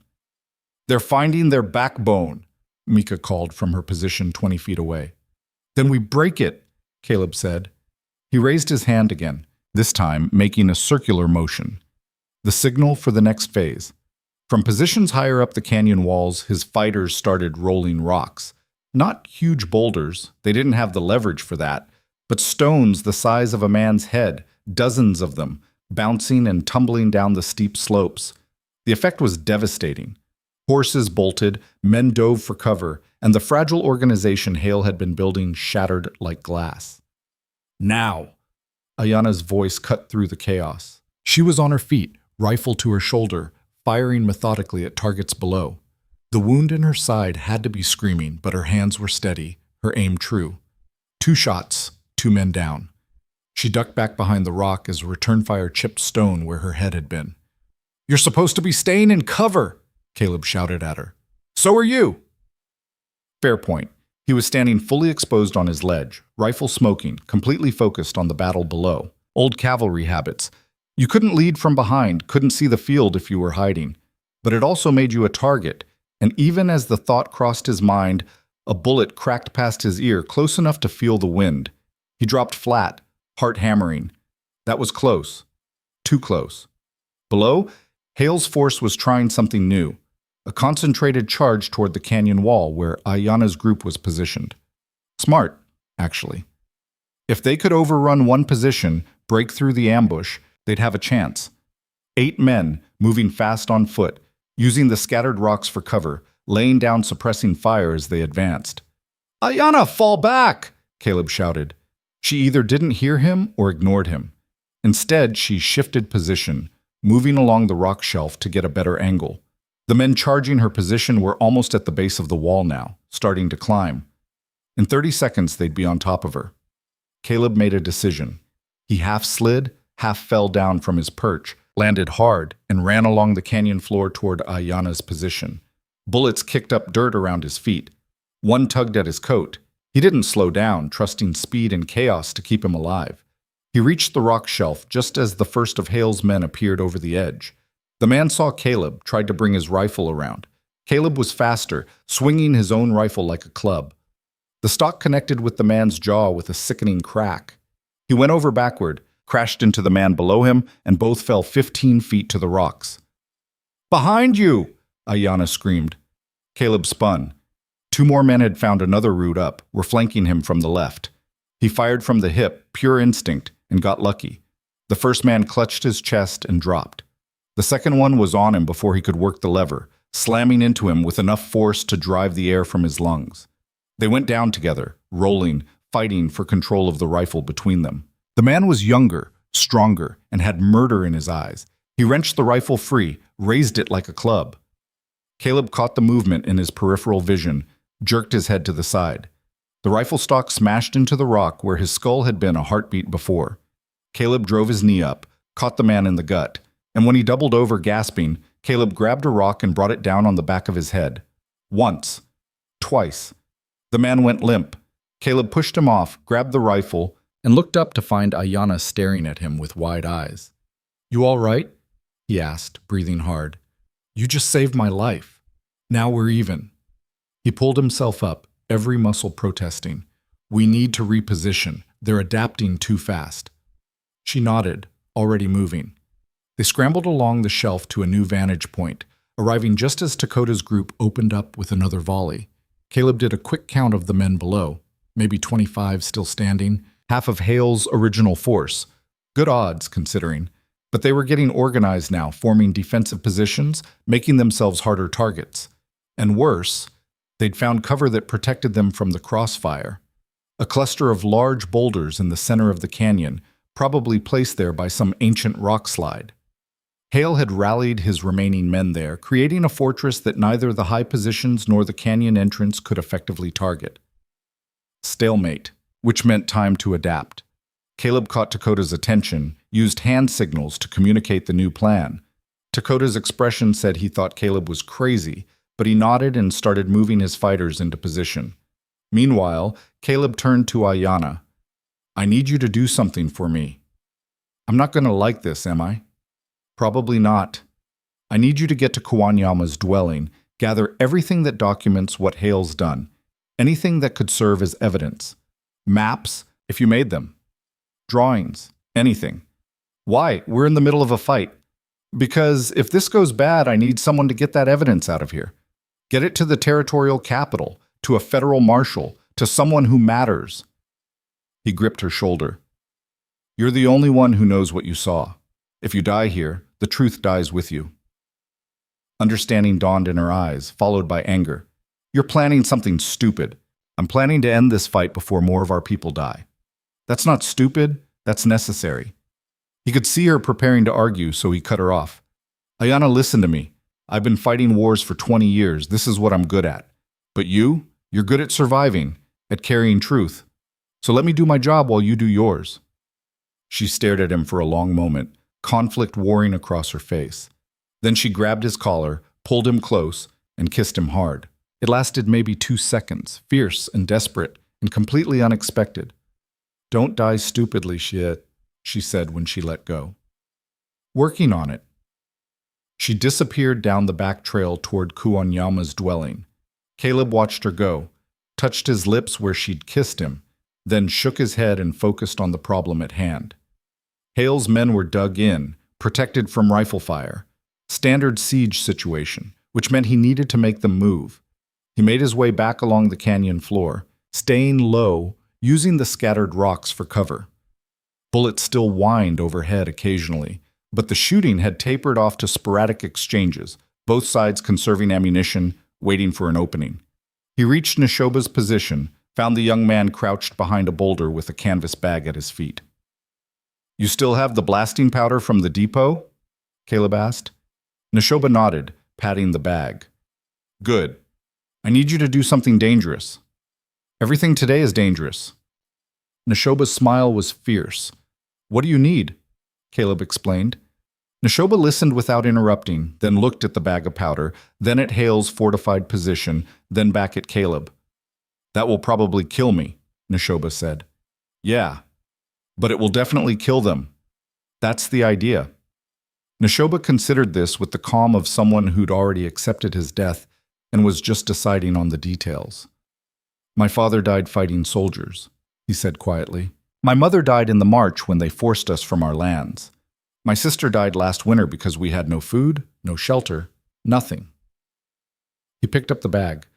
"I have nothing left to lose except my chance to make them pay. So yes, I'll do it." "You don't have to. I can find another way." "There is no other way. We both know it." Neshoba started preparing the explosives, his hands steady and sure. "Besides, someone needs to show these rich men that we're not afraid to die. They think they can break us with fear. Let them learn otherwise." Caleb wanted to argue, wanted to stop him, wanted to find some brilliant alternative that didn't require sacrifice. But he'd been a soldier too long to lie to himself. Sometimes the only way forward was through blood and fire, and sometimes good people died buying time for others to live. "How long do you need?" Caleb asked. 5 minutes to prepare. Then I need someone to create a distraction while I get close enough to throw this where it'll do the most damage. I'll handle the distraction." Caleb checked his rifle. 4 rounds left. His revolver was empty, hadn't had time to reload it. 4 rounds to keep 24 men occupied while Neshoba made his approach. The math wasn't encouraging, but since when had the math ever been on his side? He moved back to a position with clear sightlines to Hale's fortress, signaling to the other fighters to hold their fire. Let Hale's men relax. Let them think the attack had stalled out. Meanwhile, Neshoba worked with the blasting powder, creating something that would either save them all or kill him for nothing. Caleb's mind drifted, watching the men below. Some of them were wounded, bloody, scared. They were hired guns, sure, killers for pay. But they were also men, most of them probably with families, with lives they'd go back to if they survived this. He was about to try to kill as many of them as he could, and some part of him still recoiled from that. But then he thought about the mass graves Ayanna had found, about children buried in lime pits, about people forced from their homes at gunpoint and shot when they refused to abandon everything they knew. Hale's men had made their choice when they took his money. They'd made it again every time they pulled a trigger or swung a club or looked the other way while atrocities happened. Sometimes there was no right choice, just the choice you could live with or die making. "Ready?" Neshoba whispered, appearing at his elbow. Caleb took a breath, steadied himself, then stood up fully exposed on top of his rock. "Hale!" he shouted. His voice echoed off the canyon walls. Every head below swiveled toward him. Rifles started to come up. Hale stood from behind his cover, staring up at Caleb with an expression of surprise and fury. "You," he said. "The fool who bought the savage. I should have killed you in Red Hollow." "Probably." Caleb kept his rifle pointed at the ground, non-threatening, buying time while Neshoba moved. "But you didn't, and now here we are." "Here you are," Hale corrected, "trapped in a canyon with nowhere to run and not enough ammunition to finish the fight you started. Surrender now and I'll consider making it quick. Appreciate the offer, have to decline." Caleb could see Neshoba out of the corner of his eye, moving like a shadow along the canyon wall, working his way closer to Hale's position. 30 feet to go. 25. Keep talking. "See, the thing is, we've got evidence of what you've been doing. The mass graves, the illegal mining on protected land, the murders. All documented, all ready to be delivered to people who'll actually care." Hale laughed, a sound with no humor in it. "Evidence? From who? A dead savage and a washed-up cavalry deserter? No one will believe you. No one will even listen to you. Maybe, but I'll bet they'll listen to a federal marshal, or a territorial judge, or the newspapers back east who love a good story about corruption and massacre." Caleb was improvising now, saying anything to keep Hale focused on him. You've gotten comfortable, Hale, sloppy, and sloppy men make mistakes. The only mistake was letting you walk out of Red Hollow alive. Hale raised his hand, and a dozen rifles swung toward Caleb. Goodbye, Rourke. Neshoba threw the bomb. It was a perfect throw, arcing high through the air, trailing smoke from the lit fuse. Caleb saw it, saw Hale's men see it, saw the moment of panic as they realized what was coming. Then he threw himself backward off the rock as every gun below opened fire at once. The explosion was massive, far bigger than Caleb had expected. The canyon shook, rocks falling from the walls, smoke and dust billowing out in a choking cloud. Men screamed, horses scattered. And through it all, Caleb heard Neshoba's voice raised in a war cry that was abruptly cut short. Caleb hit the ground hard, rolled, came up coughing. His ears were ringing so badly he couldn't hear anything else. Smoke obscured everything, turning the world into gray chaos. He fumbled for his rifle, found it, started moving toward where Hale's position had been. The smoke began to clear. What had been a fortress of boulders was now a crater. Bodies lay scattered, some moving, most not. The survivors were staggering around in shock, disoriented, weapons dropped or forgotten. And in the center of it all stood Victor Hale, bleeding from a dozen cuts, clothes torn, but still alive. Still standing. Their eyes met through the clearing smoke. Hale went for his gun. Caleb brought up his rifle, but a hand clamped on the barrel, pushing it down. Dakota appeared beside him, eyes blazing with rage and grief. "He's mine," Dakota said. Before Caleb could respond, Dakota was charging forward, knife in hand, crossing the distance between them and Hale in seconds. Hale fired once, twice. The first shot missed. The second took Dakota in the shoulder, spinning him around, but he didn't go down, just adjusted his grip on the knife and kept coming. They crashed together, two men fighting with the desperate fury of people who knew only one of them was walking away. They went down rolling, each trying to get the knife, to get leverage, to get the killing angle. Caleb moved to help, but Mika grabbed his arm. "Let him finish it," she said. "He needs this." Caleb understood. Dakota's father, his village, everything he'd lost. It was all wrapped up in Hale, in what Hale represented. This wasn't just a fight. It was justice, or revenge, or whatever word you wanted to use for the moment when a man who'd lost everything finally got the chance to make someone pay. Dakota got on top, pinned Hale's arms with his knees, and raised the knife. Hale's eyes went wide with genuine fear for the first time. "Wait!" Hale gasped. "Wait, we can make a deal. Money, land, whatever you want." Dakota paused, the knife trembling in his hand. For a moment, Caleb thought he might actually listen, might let greed or mercy or exhaustion stay his hand. Then Dakota spoke, his voice shaking with rage and grief and 2 decades of accumulated pain. "You killed my father. You poisoned our water. You turned our sacred places into garbage pits. You sold us like animals and buried us in mass graves when we refused to disappear." The knife came down. "There is no deal." It was quick, at least. Cleaner than Hale deserved, but quick. When it was done, Dakota stood, dropped the bloody knife, and just stared at his hands. The fight had drained out of the canyon, both sides pausing in exhausted shock. Hale's remaining men, maybe a dozen, were slowly raising their hands in surrender, too beaten to continue. Caleb made a quick circuit, checking casualties. 3 of his fighters were dead. Neshoba, an older woman named Kiona, and the boy who'd brought him stew that first day. His name had been Yuma. Caleb remembered because Yuma had told him about his father, about the soldiers, about how everyone was wiser than Caleb. Caleb closed the boy's eyes and felt something break inside his chest. 5 more were wounded, 2 seriously.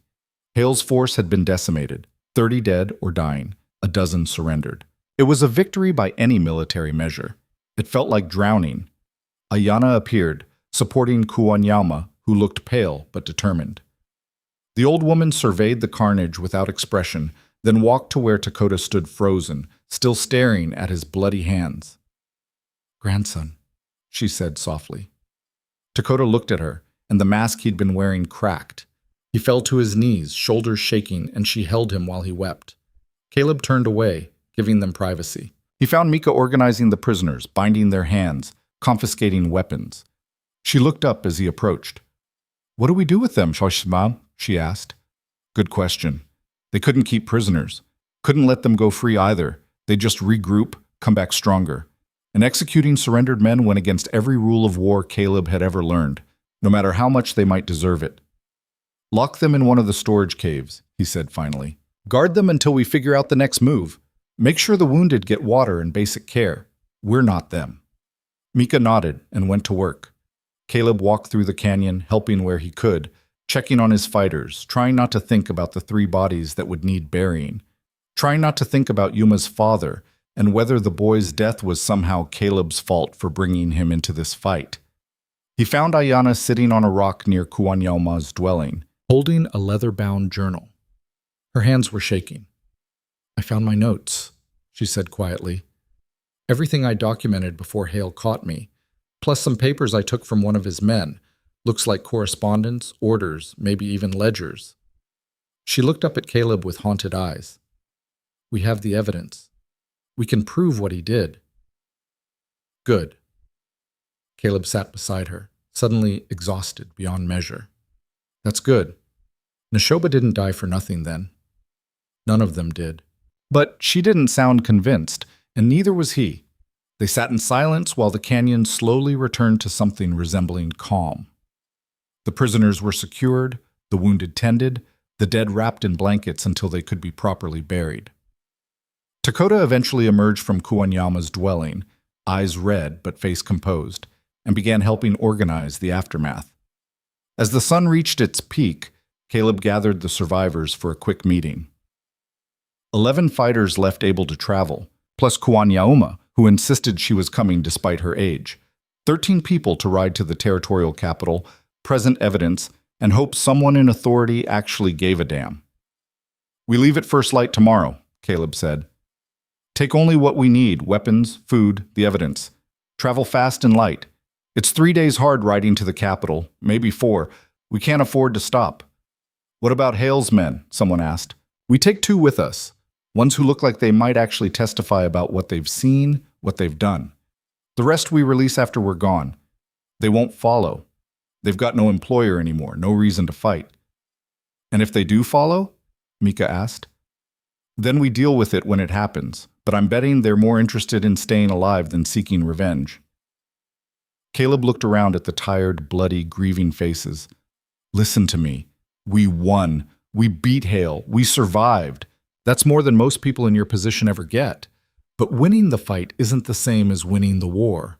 The war doesn't end until we get justice, real justice, the kind that comes with trials and convictions and laws actually enforced. You think we'll get that? Takota's voice was flat, drained of emotion.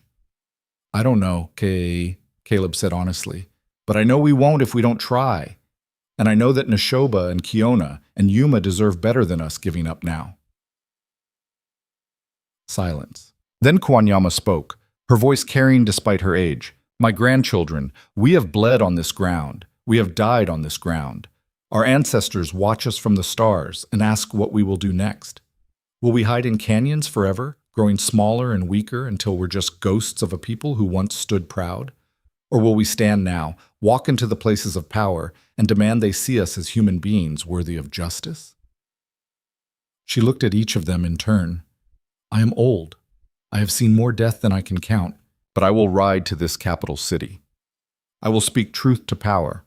And if they kill me for it, at least I will die on my feet instead of on my knees. One by one, the fighters nodded. They would ride. They would fight with words and evidence instead of rifles, but they would fight. And watching them find their courage again despite everything, Caleb felt something shift inside himself. Not redemption exactly, but maybe the first step toward it. That night they held a funeral for the fallen. No elaborate ceremony, no long speeches. Just simple words spoken over wrapped bodies before they were buried in the canyon floor. Caleb said a few words for Yuma, about bravery and sacrifice, and the cruelty of a world that took children before their time. He didn't know if the words meant anything, but they needed to be said. Afterward, he found himself alone with Ayana again, both of them too keyed up to sleep despite their exhaustion. You could leave now, she said quietly. You've done what you set out to do. Saved me, stopped Hale, gave us a fighting chance. No one would blame you for riding away and letting us finish this ourselves. You want me to leave? I want you to have the choice. You've earned it. She looked at him in the firelight, her expression unreadable. But I'd like you to stay, if you want to. Caleb thought about it, thought about how easy it would be to disappear again, find another nowhere town, another anonymous existence. No more fighting, no more death, just quiet obscurity until his past caught up with him, or he drank himself into the ground. But he also thought about Ayana's fierce determination, about Kuwanyama's courage, about a boy named Yuma who died fighting for something bigger than himself. And he realized that for the first time in 2 years, he actually wanted to see something through to the end. I'm staying, he said. At least until we reach the capital. After that, he shrugged. We'll see.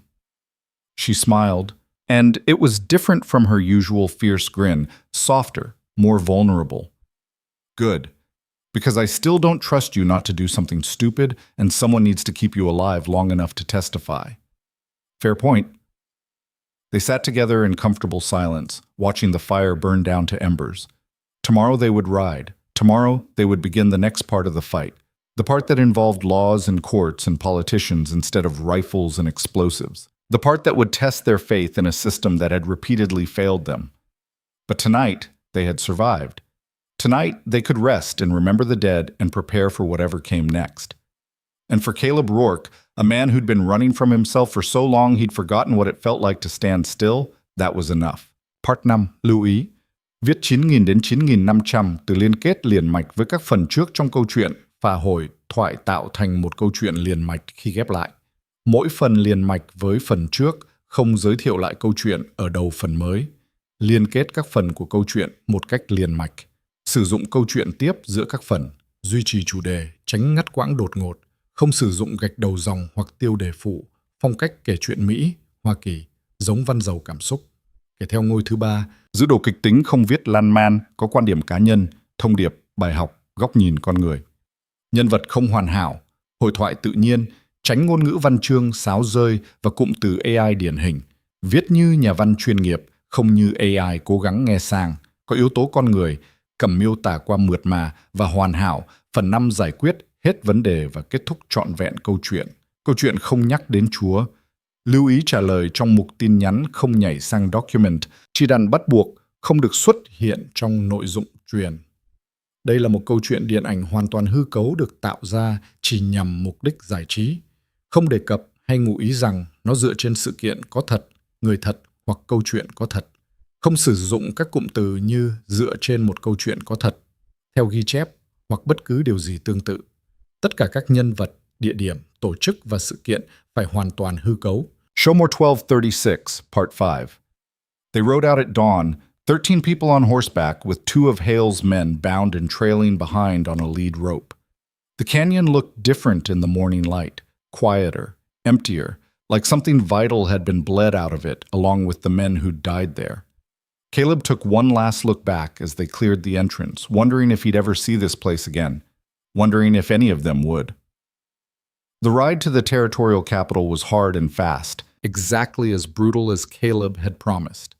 They pushed the horses to their limits, stopping only when absolutely necessary, sleeping in shifts with guards posted. Every shadow could be an ambush. Every distant rider could be reinforcements coming to finish what Hale had started. But the attacks never came. The world seemed oddly quiet, like it was holding its breath. On the second day, they passed through a small settlement, barely more than a trading post and a dozen scattered buildings. Caleb rode in alone first, cautious, ready for trouble. What he found instead was a fat man behind a counter who took one look at him and said, "You hear about Victor Hale?" Caleb's hand drifted toward his rifle. "What about him?" "Dead, they're saying. Him and near 40 of his men, killed in some kind of ambush up in the Red Rock country. Wild stuff." The man leaned forward conspiratorially. "Folks are saying it was natives. Others saying it was a rival mining operation. Me, I don't much care. Hale was a bastard who had it coming. That right? Damn right. He owned half this territory through fear and violence, and now he's worm food. Good riddance." The man studied Caleb more carefully. You got the look of someone who's been in a fight recently. That how you got those cuts on your face? Fell off my horse, Caleb said. Sure you did. But the man smiled like he knew exactly what kind of falling Caleb meant. Well, if you happen to run into whoever killed that son of a bitch, you tell them they got a lot of grateful people around these parts. Not everyone was happy with how Hale ran things. Caleb bought supplies and left without another word, but the conversation stuck with him. The fat man wasn't the only one who felt that way. Over the next 2 days, in every settlement and way station they passed, the story was the same. Hale was dead, and while some people were angry, more were relieved. The tyrant had finally fallen, and the territory was exhaling. It gave Caleb hope. Not much, but enough. They reached the territorial capital on the 4th day, tired and filthy and running on nothing but determination and bad coffee. The city was bigger than Caleb expected. Actual streets, buildings made of brick instead of wood, people dressed in clothes that hadn't been worn through and patched a dozen times. Civilization, or at least the frontier's best approximation of it. Where do we go? Ayanna asked. She looked worse than the rest of them, the wound in her side clearly paining her despite her refusal to acknowledge it. Federal marshal? Territorial courthouse? Both, probably. But first we need someone who'll listen long enough to look at the evidence. Caleb had been thinking about this for days, running through options. We need a lawyer. Someone who knows how this system works and can navigate it without getting us thrown in jail for murder. Oh, we didn't murder anyone, Dakota said sharply. It was a fair fight. You think a white judge is going to see it that way? You think he's going to care about the difference between justice and murder when the dead man is a wealthy businessman and the killers are natives? Caleb shook his head. We need legal cover. Someone who can present the evidence properly, make the case in terms the law will understand. They found a lawyer in a small office above a dry goods store. Samuel Pierce, a thin man in his 50s with spectacles and ink-stained fingers. He looked up from his desk with obvious surprise when 13 trail-worn riders crowded into his waiting room. Can I help you? His voice was cautious, nervous. Caleb stepped forward, removing his hat. Mr. Pierce, my name is Caleb Rourke. We need legal representation for a matter involving murder, illegal mining, and corruption of territorial officials. And we need it fast. Pierce blinked. That's quite a list. Perhaps you should start at the beginning. So they did. Caleb laid out the whole story while Ayanna spread the evidence across Pierce's desk. Her journal with its detailed accounts and drawings, the papers taken from Hale's men showing orders and payment records, testimony from the 2 prisoners about what they'd witnessed. Pierce listened without interrupting, his expression shifting from skepticism to shock to grim determination. When they finished, he was quiet for a long moment, studying the documents with a lawyer's careful eye. This is explosive, he said finally. If even half of this is true, and based on what I'm seeing, it appears to be, you're talking about systematic genocide, corruption at multiple levels of government, and enough criminal activity to fill a courthouse for years. He looked up at them. You understand what you're asking for? The people implicated in this aren't just Hale and his hired guns. You're talking about the territorial governor's office, the mining authority, possibly even federal officials who turned a blind eye. I understand, Caleb said. Can you help us or not? Pierce took off his spectacles, cleaned them slowly, put them back on.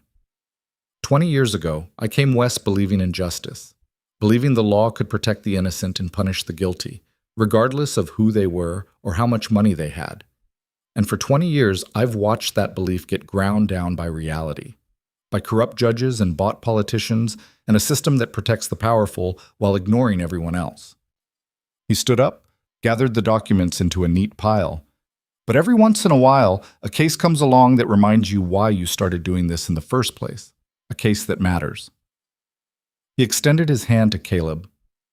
I'll take your case, Mr. Rourke, and I'll see it through to the end, wherever that leads. They shook hands. It felt like a beginning. The next week was a blur of legal maneuvering that made Caleb's head spin. Pierce worked like a man possessed, filing motions, gathering additional evidence, interviewing witnesses. He brought in the territorial marshal, a hard-eyed man named Clayton who'd apparently been trying to build a case against Hale for years, but lacked the evidence to make it stick. With Ayana's documentation and the testimony from Hale's captured men, suddenly everything fell into place.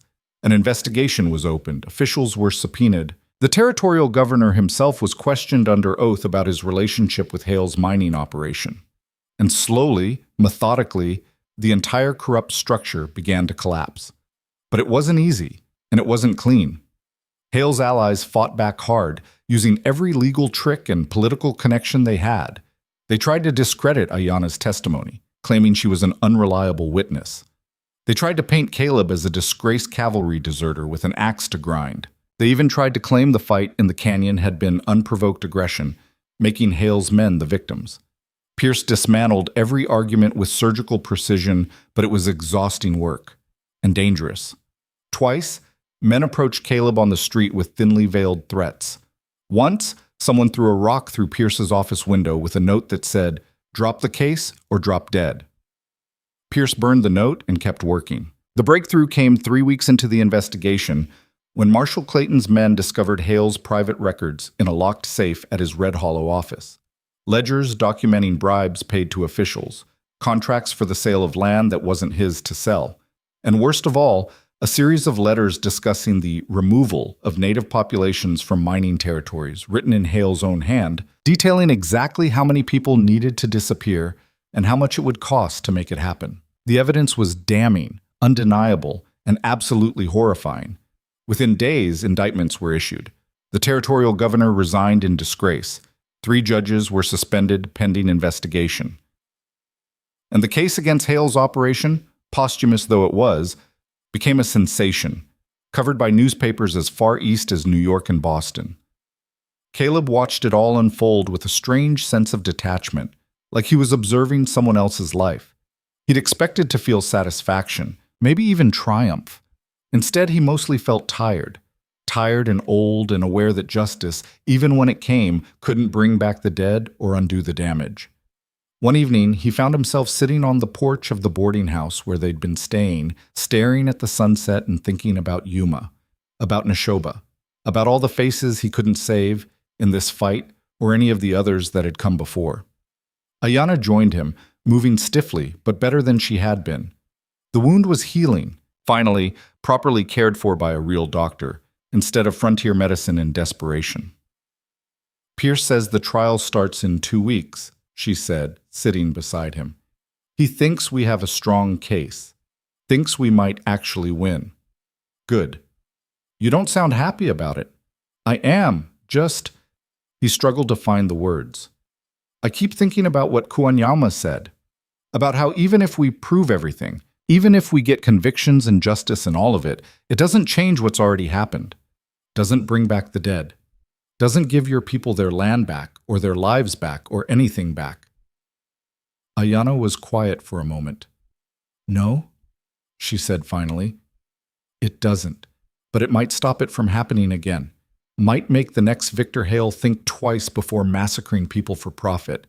And that's worth something, isn't it? Is it enough? I don't know.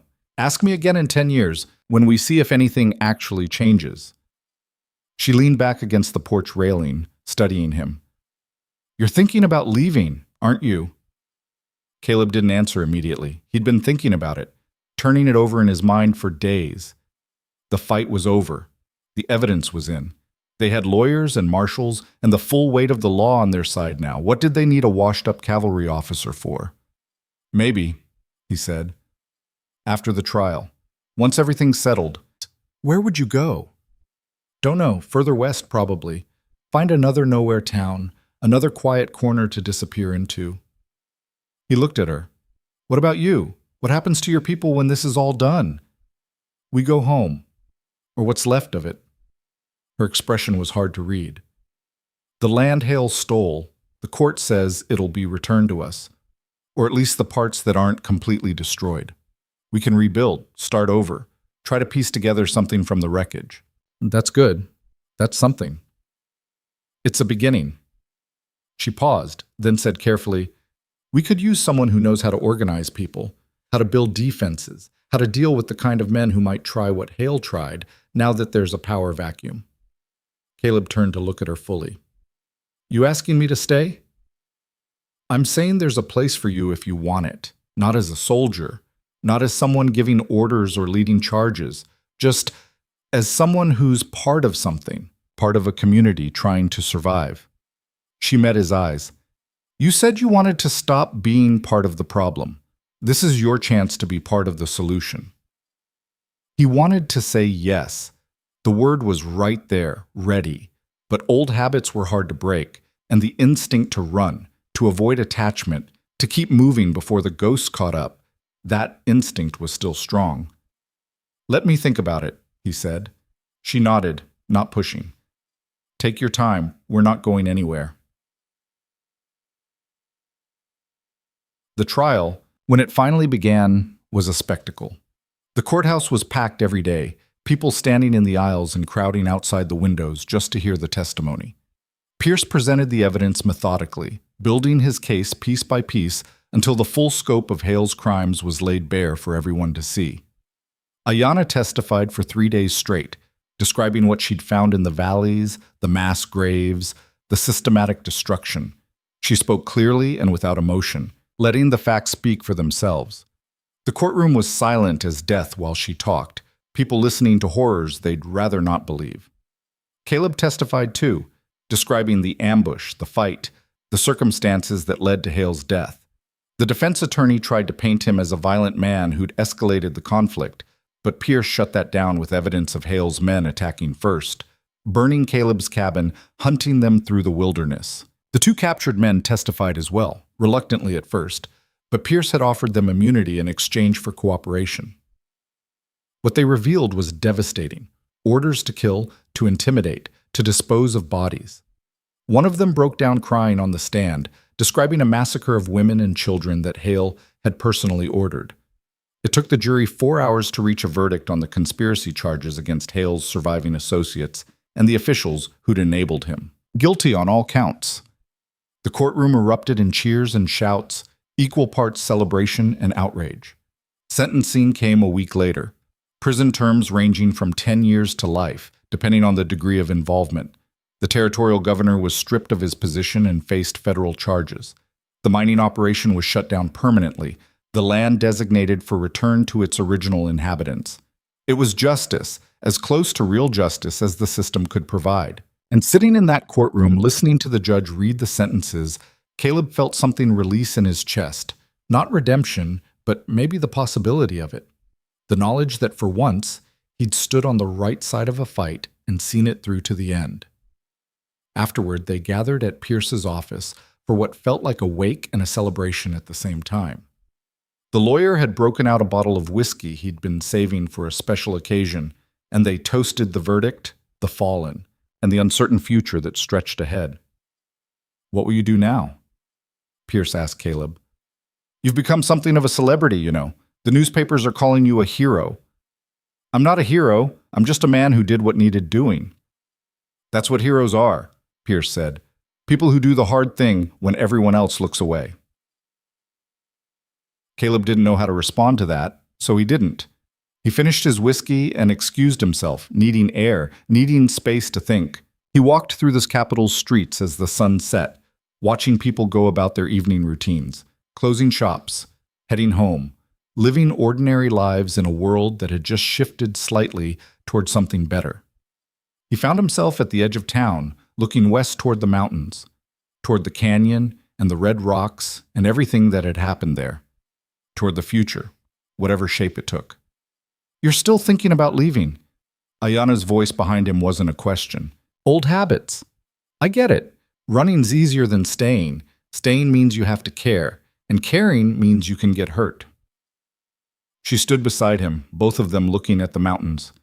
But it also means you get to be part of something, and I think you're tired of being alone. She was right. He was tired of it. Tired of moving from place to place with no purpose, no connection, no reason to wake up in the morning beyond basic survival. The last month had shown him what it felt like to matter, to be part of something larger than himself. And now that he'd tasted it, the thought of going back to emptiness seemed unbearable. What would I even do? He asked. I'm a soldier. I know how to fight and kill and follow orders. Not exactly skills that translate to peaceful living. You know how to organize people, how to train them, prepare them, give them confidence. We need that. Not for fighting, though we might need that too, eventually, but for building, for creating something that lasts. She turned to face him. And you're more than just a soldier, Caleb. You're a man who chose mercy when violence was easier, who spent his last dollar on a stranger, who stood up to a tyrant when walking away would have been safer. Those are the qualities we need. You've got me built up into something I'm not. I've got you seen as exactly what you are. A decent man trying to make up for past mistakes. That's not heroic. That's just human, and we could use more human right now. Caleb looked at her. This fierce, stubborn, brilliant woman who'd survived things that should have broken her and came out stronger instead, who'd trusted him when she had every reason not to, who was offering him something he'd thought he'd lost forever, a place to belong. All right, he said quietly. I'll stay, at least for a while, see how it goes. Her smile was radiant. Good, because Kuanyauma's already started building you a cabin near hers, and she'd be really annoyed if you made her waste the effort. She what? Started 3 days ago. Said you'd come around eventually, just needed time to stop being stupid. Ayana laughed at his expression. You really think you had a choice in this? Once Kuanyama decides something, it happens. You should know that by now. Despite everything, Caleb laughed too. Maybe he was being manipulated. Maybe he was making another mistake. Maybe this would all fall apart eventually. But for the first time in longer than he could remember, he felt something like hope. They returned to the canyon 2 weeks later, a larger group this time.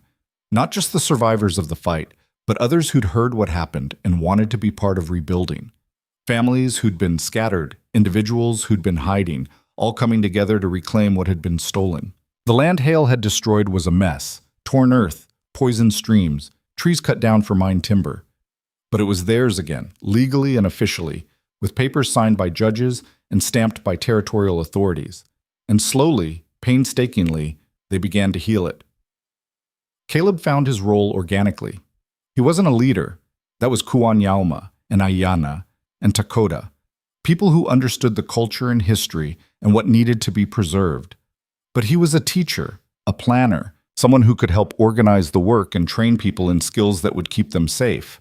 He taught them how to build proper defenses, not for war but for protection, how to organize watches and patrols, how to negotiate with the authorities who inevitably came asking questions, how to stand firm without being aggressive, how to assert rights without inviting retaliation.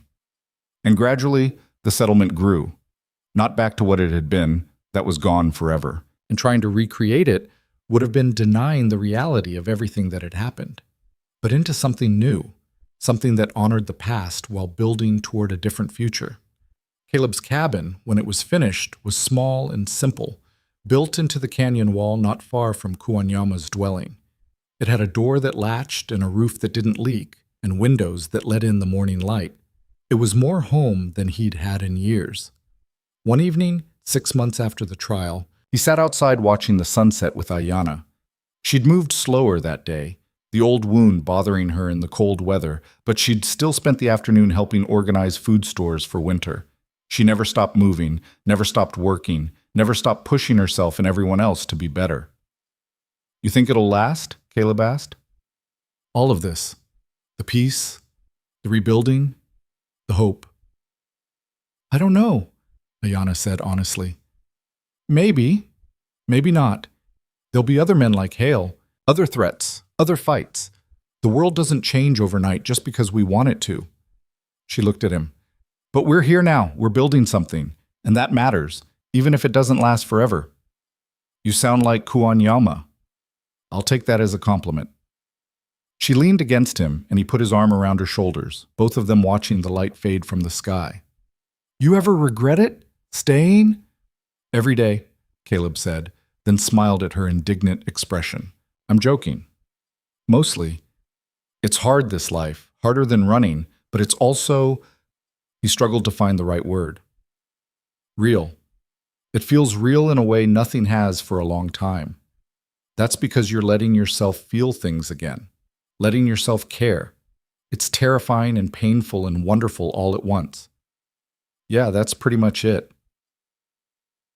They sat in comfortable silence as the stars emerged, one by one, pinpricks of light in the darkening sky. Somewhere in the settlement, someone was singing, a traditional song Caleb had heard before but didn't understand the words to. Children's laughter echoed off the canyon walls. Life continuing.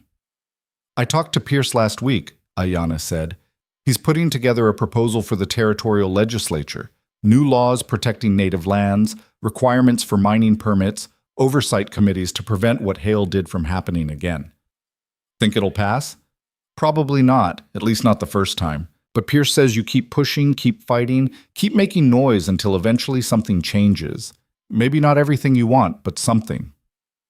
She smiled. It's a long game. I'm learning that. Over the following months, that long game became Caleb's life. Not the dramatic, violent conflict of the canyon battle, but the slower, harder work of building systems and structures that would outlast any individual. He testified before legislative committees. He helped draft proposals for land protection.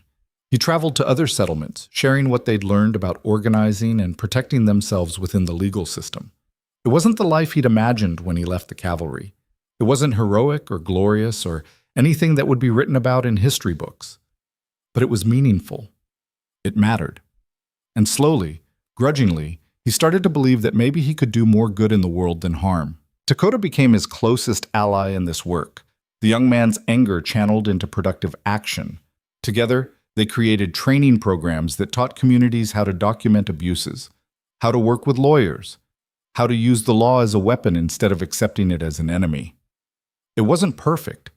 The system was still rigged against them in 100 different ways, but it was better than nothing, and sometimes better than nothing was enough. A year after the trial, Caleb stood at the burial site where they'd laid Neshoba and Kiona and Yuma to rest. Someone had carved markers, simple but dignified, with their names and a symbol Caleb didn't recognize but understood meant something important. You thinking about them? Ayanna asked, joining him. Always, Caleb said, wondering if it was worth it, if what we built justifies what they paid. Nothing justifies it. That's not how it works. She knelt, placing fresh flowers at the base of each marker. They died fighting for something they believed in. They died free, on their feet, making a choice. That's more than most people get in this world. Doesn't make it fair. No, it doesn't. She stood, brushing dirt from her hands. But fairness isn't guaranteed. Justice isn't guaranteed. The only thing we can do is fight for them anyway, every day, in small ways and large. That's how we honor the dead, by making sure their deaths meant something. Caleb thought about all the dead he carried, from this fight and from others. The weight of them would never truly leave him, would never stop pressing on his conscience in quiet moments. But maybe that was as it should be. Maybe forgetting would be the real betrayal. I'm staying, he said, not just for a while, for good. Ayanna's smile was like the sun breaking through clouds. I know, Kuwanyama told me weeks ago. She said she saw it in your eyes. You'd finally stopped running. That old woman sees too much. That's what makes her wise. Ayanna took his hand, lacing their fingers together. Come on. She's making dinner and threatened to beat both of us if we're late. They walked back toward the settlement together, hand in hand, two people who'd survived the worst and chosen to build something better from the wreckage.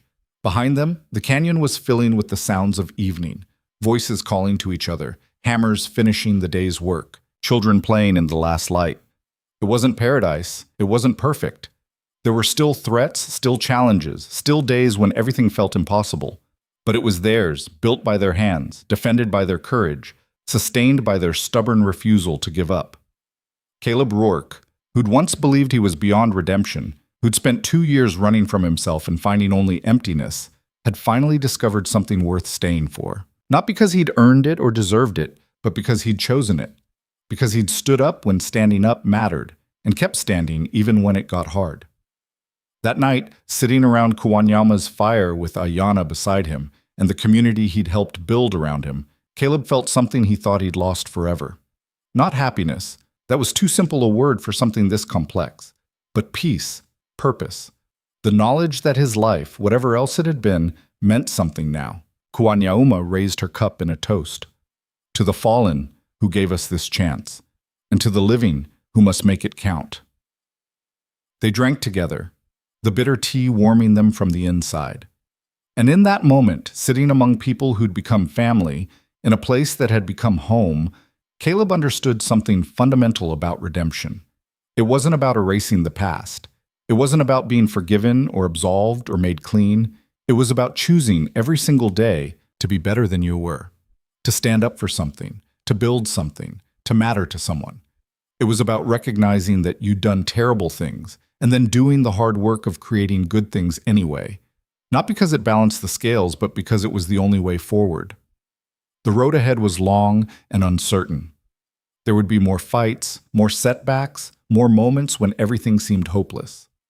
But they would face it together, these survivors and fighters and stubborn, fierce people who refused to disappear. And that, Caleb thought as the fire burned low and the stars wheeled overhead, was enough. Not perfect, not easy, but enough. He'd spent most of his life being part of the problem. Now, finally, he was part of the solution. And if that wasn't redemption exactly, it was close enough to live with.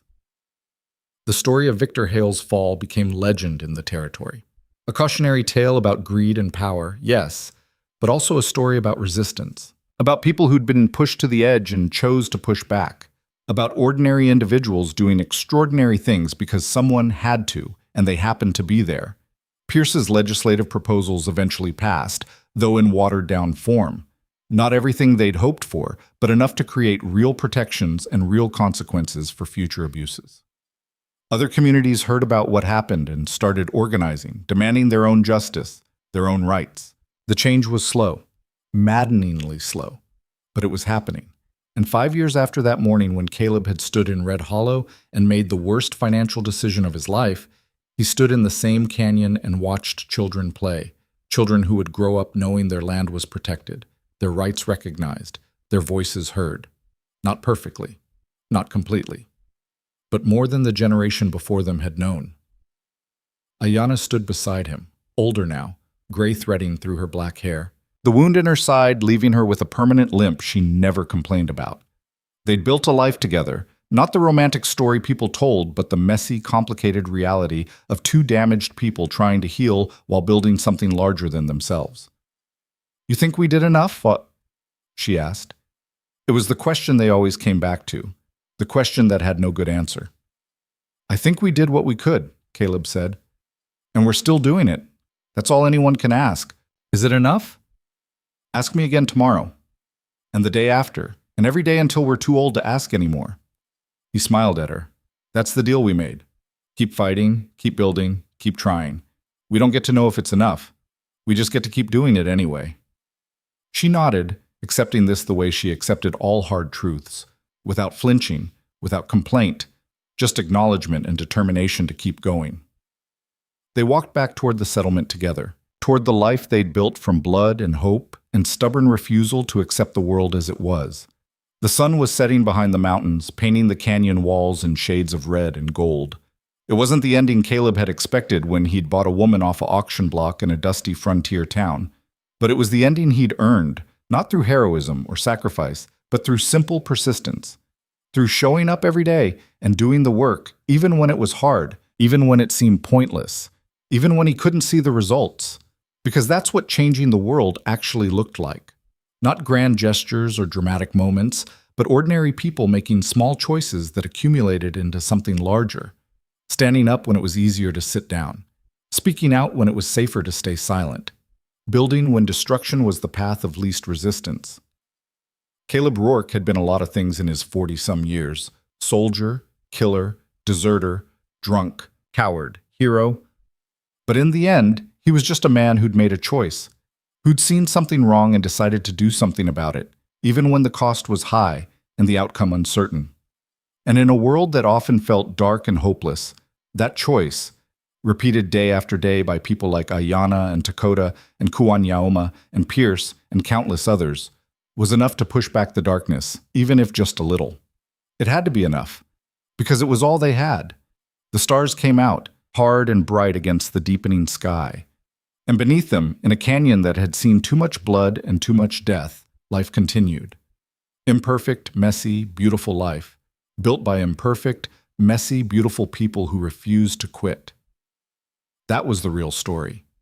Not the battle or the trial or any of the dramatic moments that made good telling, but the days and months and years that came after, when the hard work of actually building something had to be done. And as Caleb sat with Ayanna by their fire, surrounded by the community they'd helped create, he finally understood what redemption really meant.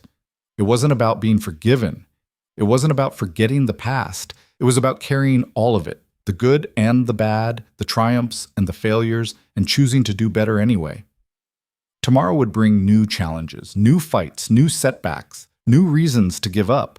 But tomorrow was tomorrow's problem. Tonight, they had this moment, this fire, this peace, hard-won and precious. And for now, that was enough.